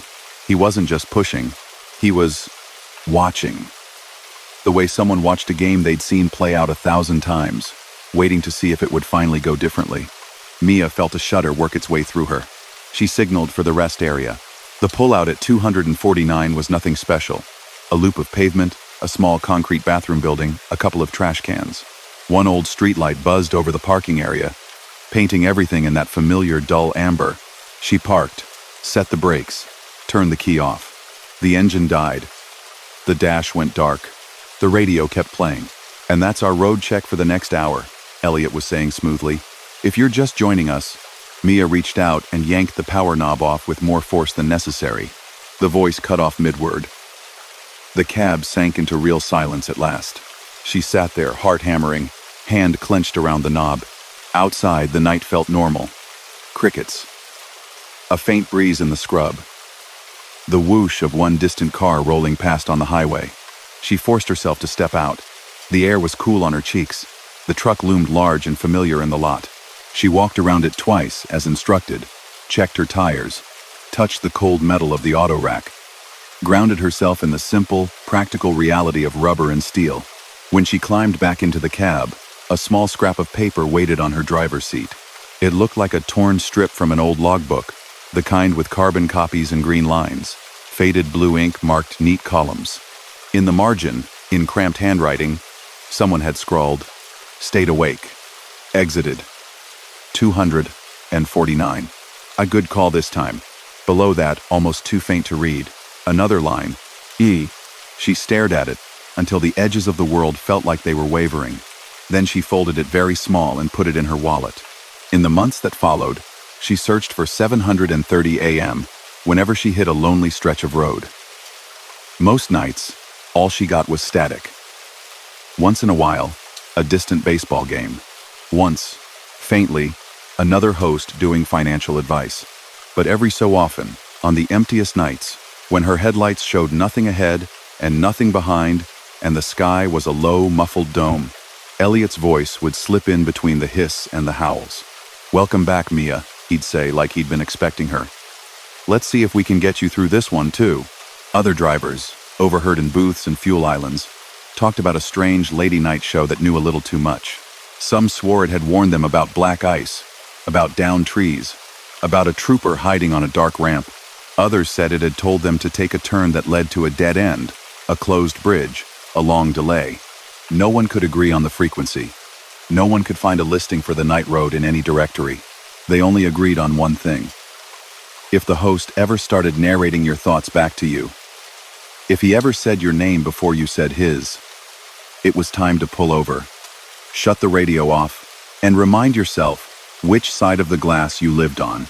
Because somewhere out beyond the reach of headlights and cell towers, a lonely voice still talked into the dark, night after night, trying to keep drivers awake, trying to steer them better, or trying to bring just one more rig a little closer to where the road ended for him, and the static began. Story number 8. Derek had been driving nights long enough to know the difference between ordinary weird and the kind you didn't joke about on the radio. Ordinary weird was a guy in a Halloween mask at a truck stop in February. A field full of fog that stopped dead at a fence line. A billboard where the model's eyes seemed to follow you because some ad company had gotten clever with the printing.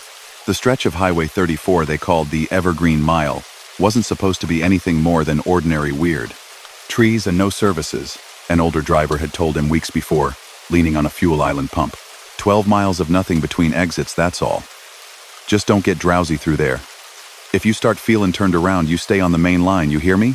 Don't let the road talk you into local color.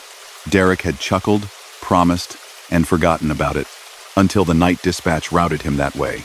He left the last real truck stop at 1:05 a.m., coffee in one cup holder, his dog Daisy curled on the passenger seat, nose tucked under her paw, light load of canned goods, plenty of fuel, clean weather on the screen, signs thinned as the highway narrowed from 4 lanes to 2. Town lights dropped away behind him. The sky pressed closer, low clouds wiping out the stars. He passed a blue board. Last service is 50. 2 miles. No truck parking next. 40. "Guess it's us and the trees, girl," he said. Daisy yawned without opening her eyes. A smaller green sign followed. Evergreen. 19. He checked the clock. If he kept his pace, he'd be rolling through the little town by 1:40. Maybe catch a coffee at the all-night diner he'd seen on the map. The road began to climb, gently. The land on either side rose into dark humps, silhouettes of pines lining the shoulders. His headlights carved a narrow tunnel between them. Radio stations had given up an hour ago. The CB was quiet. He left it on anyway, a low hiss in the background. He noticed the first landmark without thinking about it. A battered billboard on rusting steel legs, advertising a family amusement park in bright faded colors. The picture showed a cartoon bear with its arms spread wide, and the words, "Welcome to Funland," in cheerful letters.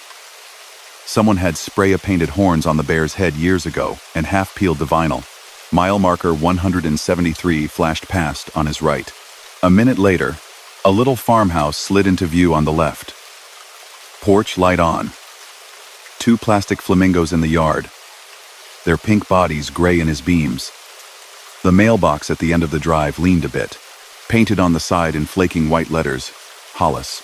Derek didn't know why that detail stuck, but it did. Hollis. He let it roll around his mind as he drove. Farther on, he passed a narrow side road angling off the right, barely more than blacktop cutting into the thick trees. The stop sign at the corner was so rusted it barely reflected.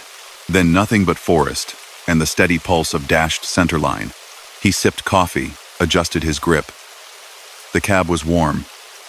Daisy's breathing was slow and even. His own eyelids felt heavier than they should have for the hour. He blinked hard, rolled his shoulders, checked the mirrors. Nothing but his own trailer lights, the red dots small in the dark. The hiss of the CB became a kind of lullaby. Billboard on the right, "Welcome to Funland," cartoon bear, spray-painted horns. Derek frowned. He'd already passed that sign. He scanned the roadside. Mile marker 173 flashed past. He felt a small click somewhere in his chest, like a misfiring gear. The farmhouse appeared on the left. Same sagging porch, same 2 flamingos, same leaning mailbox. The word Hollis peeling off the side. "That's not funny," he said under his breath. Daisy lifted her head, ears pricked.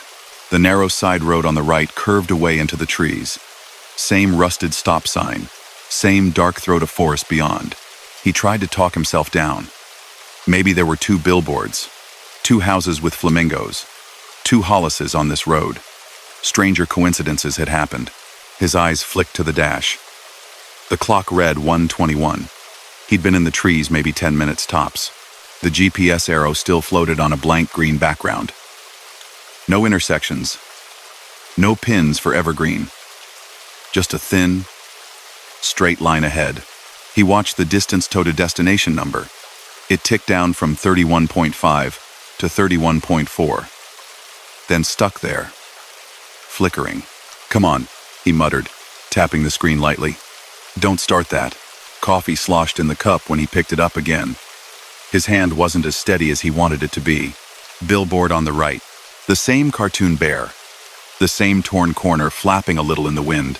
Mille marqué 173. "Daisy?" he said. She whined, very softly, and sat up fully, claws clicking on the vinyl seat. Her gaze locked on the windshield, ears high, body stiff. The farmhouse came into view, porch light on, porch swing moving, just a little, as if someone had just stood up. The flamingos stood in their spots, but now there was a dark patch in the grass between them, like a piece of shadow that hadn't decided where else to go. The mailbox said Hollis. Derek's scalp prickled. He drove past. The narrow side road appeared. This time he noticed something he'd missed before. A small, hand-painted board, wired crookedly beneath the stop sign. The words had been scrawled in white paint that glowed dimly. Alt 34, Evergreen, 5. He hadn't seen that the first time. He was sure of it. "Don't let the road talk you into local color," the old driver's voice said in his memory. "You stay on the main line." Derek kept his hands on the wheel, stayed straight. Past the turn, the forest swallowed him again. His trip odometer showed he'd traveled close to 7 miles since the first Funland billboard. It felt like less, like the world had grown smaller while he wasn't looking. He tested a theory. As the forest thickened and the road's rises and dips began to feel familiar in his bones, he took the empty coffee cup and tossed it gently out the driver's window, aiming for the white stripe. The cup hit the asphalt with a muted tick and spun off into the dark. Daisy flinched at the sound, then gave him a baffled look. "Science experiment," he told her, voice thin. He drove on. Billboard on the right. "Welcome to Funland." The bear's eyes seemed a little more faded now.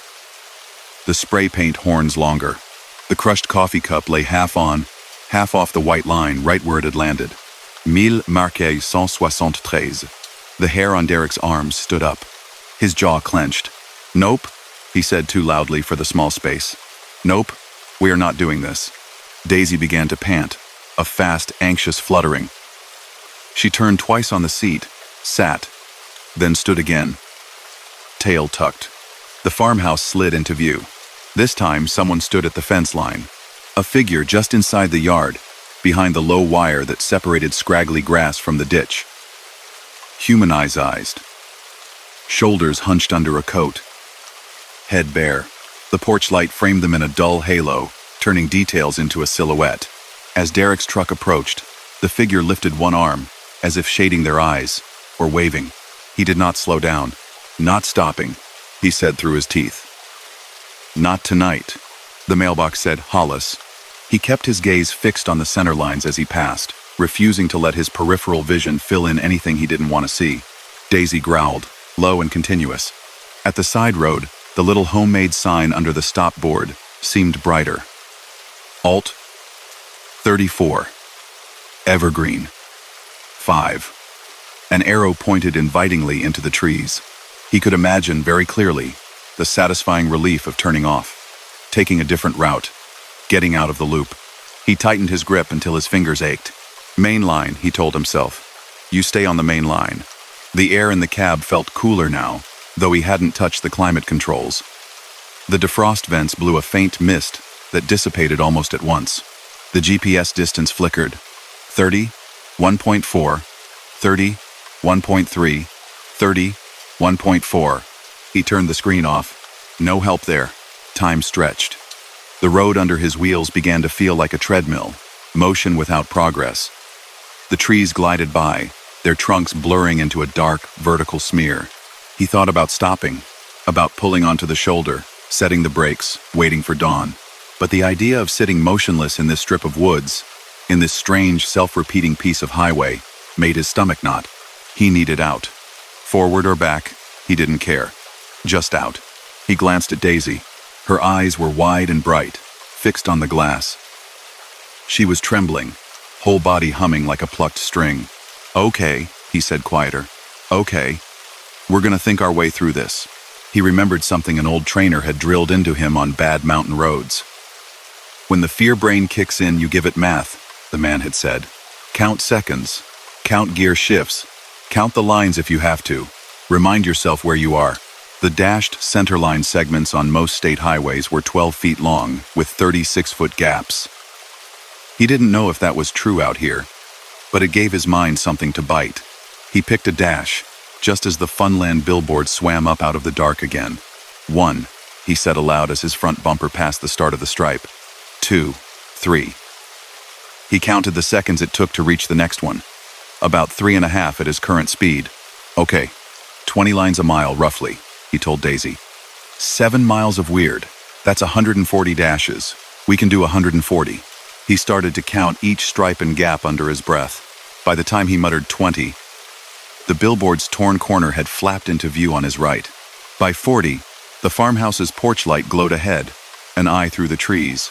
The figure was at the fence again, closer this time to the ditch, one hand resting on a fence post. The shape of the head turned as the truck passed, as if following them. Daisy pressed herself against Derek's thigh, nails digging into the seat. He did not look directly at the figure. He let the mailbox flash by. Hollis kept counting. 41, 42. The side road yawned on his right. The little Alt 34 sign had new words under it now, scrawled in crooked paint. Shorter. Safe. He snorted once, humorless. You're not subtle, he told the dark. At 80, his throat was dry. At 120, his voice had gone hoarse. The lines blurred. He forced himself to blink and refocus, not let his eyes slide out of true. The forest around him felt tighter. The branches overhanging the road reached farther, clawing at the empty air. A low, constant sound underlaid the engine like distant whispering that cut off whenever he strained to hear it. At 1:39, he took a breath. At 1:40, he did something that frightened him more than the loop did. He turned his headlights off. The cab plunged into darkness so complete it was like driving into a closed room. For a heartbeat, there was no road, no trees, no sky.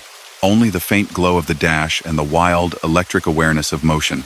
Daisy let out a short, startled bark. Derek counted louder. 1, 2. On 3, he flicked the lights back on. The world snapped into place. But it wasn't the same world. The billboard on the right was gone.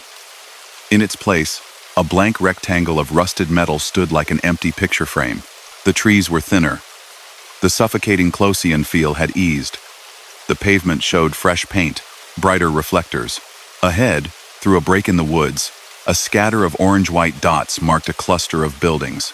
Derek's breath left him in a shaky exhale. A green sign rose up in the headlights. Welcome to Evergreen. Pop 412. He almost laughed. The GPS chirped back to life on its own. The arrow jumped forward. ETA numbers tumbled. He had traveled 12 miles in the second his lights were off. The clock on the dash read 1:43 a.m. Derek realized his shoulders hurt from how hard he'd been holding them. He rolled into Evergreen on legs of rubber. The little town was mostly asleep, dark windows, quiet streets, but the promised diner gleamed at the edge of the highway, its neon coffee sign buzzing bravely. He pulled into the gravel lot, set the brakes, and just sat for a while, listening to. His own pulse calmed down. Daisy finally unclenched. She shook herself from nose to tail, then leaned over and licked his hand once, firmly, as if to say, "We're still here." Inside, the diner smelled like bacon and dish soap. A handful of locals nursed lady-night plates. The waitress, a sturdy woman with gray hair pulled into a bun, took one look at Derek's face and topped off a mug before he sat down. "Coming through the trees?" she asked. He nodded. "You're earlier than most," she said, setting the cup in front of him. "Sometimes they don't roll in till sunup. Sometimes they don't roll in at all." He stared at her. "What is that stretch?" She shrugged one shoulder. "Surveyors messed up when they cut 34 through," she said. "Old folks say they laid 7 miles twice and never quite fixed it on paper. Road's been trying to even it out ever since. Likes to borrow a few loops from folks who aren't paying attention." A man at the counter, denim jacket worn pale at the seams, chuckled without much humor. "Long as it gives 'em back, I don't care," he said. "My cousin fell asleep out there once. Woke up with his tank half empty and his odometer saying he'd been driving in circles for 3 hours. Swears he never turned the wheel." Derek tasted coffee, barely registered the flavor. "There's a farmhouse," he said slowly. "Mailbox says Hollis. Someone standing by the fence." The waitress's expression shifted. Not surprise. Recognition. "Old man Hollis froze to death a quarter mile from his own porch back in '78, she said quietly. "Car broke down in a cold snap. They found him in the ditch, 10 feet from the road, knees worn bare where he'd tried to crawl. Folks like to say he hangs around that fence now, watching the ones who think about stopping, seeing which way they're gonna jump." She poured more coffee without asking. "Maybe he's the reason most of them make it through," she added. Derek thought of the silhouette at the fence, hand on the post, head turned as the truck went by. There'd been no malice in that posture, he realized. Just attention. He finished his drink, ate half a slice of pie he didn't remember ordering. Back at the truck, he scratched Daisy behind the ears until she sighed and closed her eyes. On his return trip a week later, dispatch gave him the option: straight shot on 34 at night, or a longer detour on busier roads. He took the detour. Months passed. Seasons shifted. One bright afternoon, with the sun high and the world ordinary, he found himself on 34 again, this time headed the opposite direction, daylight showing every crack and weed. The Evergreen Mile looked like any other patch of forested highway. The Funland billboard stood plain and sun-o-faded, no more eerie than 100 neglected ads on 100 other roads. The Hollis farmhouse sat quiet, curtains drawn, flamingos tilted and chipped. The mailbox still said Hollis. The man at the fence was nowhere to be seen. Derek checked the mile markers out of habit. 172, 173, 180. Nothing in between. No 174, 175, 176. The numbers just skipped, like a line of text with a few words deleted. Daisy lifted her head as they passed 173. Her ears twitched once, then settled. "Don't worry," he told her. "We're not staying." Later, at some distant truck stop, he heard two drivers at the next table arguing about a certain stretch of 34. "Just trees," one said. "You get bored. You start seeing things." "Mm-hmm," the other replied. "And that missing mile marker's just a typo, I guess." Derek didn't join in. He just sipped his coffee and listened to the low murmur of voices, the clink of cutlery, the comforting, ordinary noises that came with being somewhere that clearly existed on every map. Out there, between mile 173 and 180, the road still ran under the trees. Engines still hummed through the dark.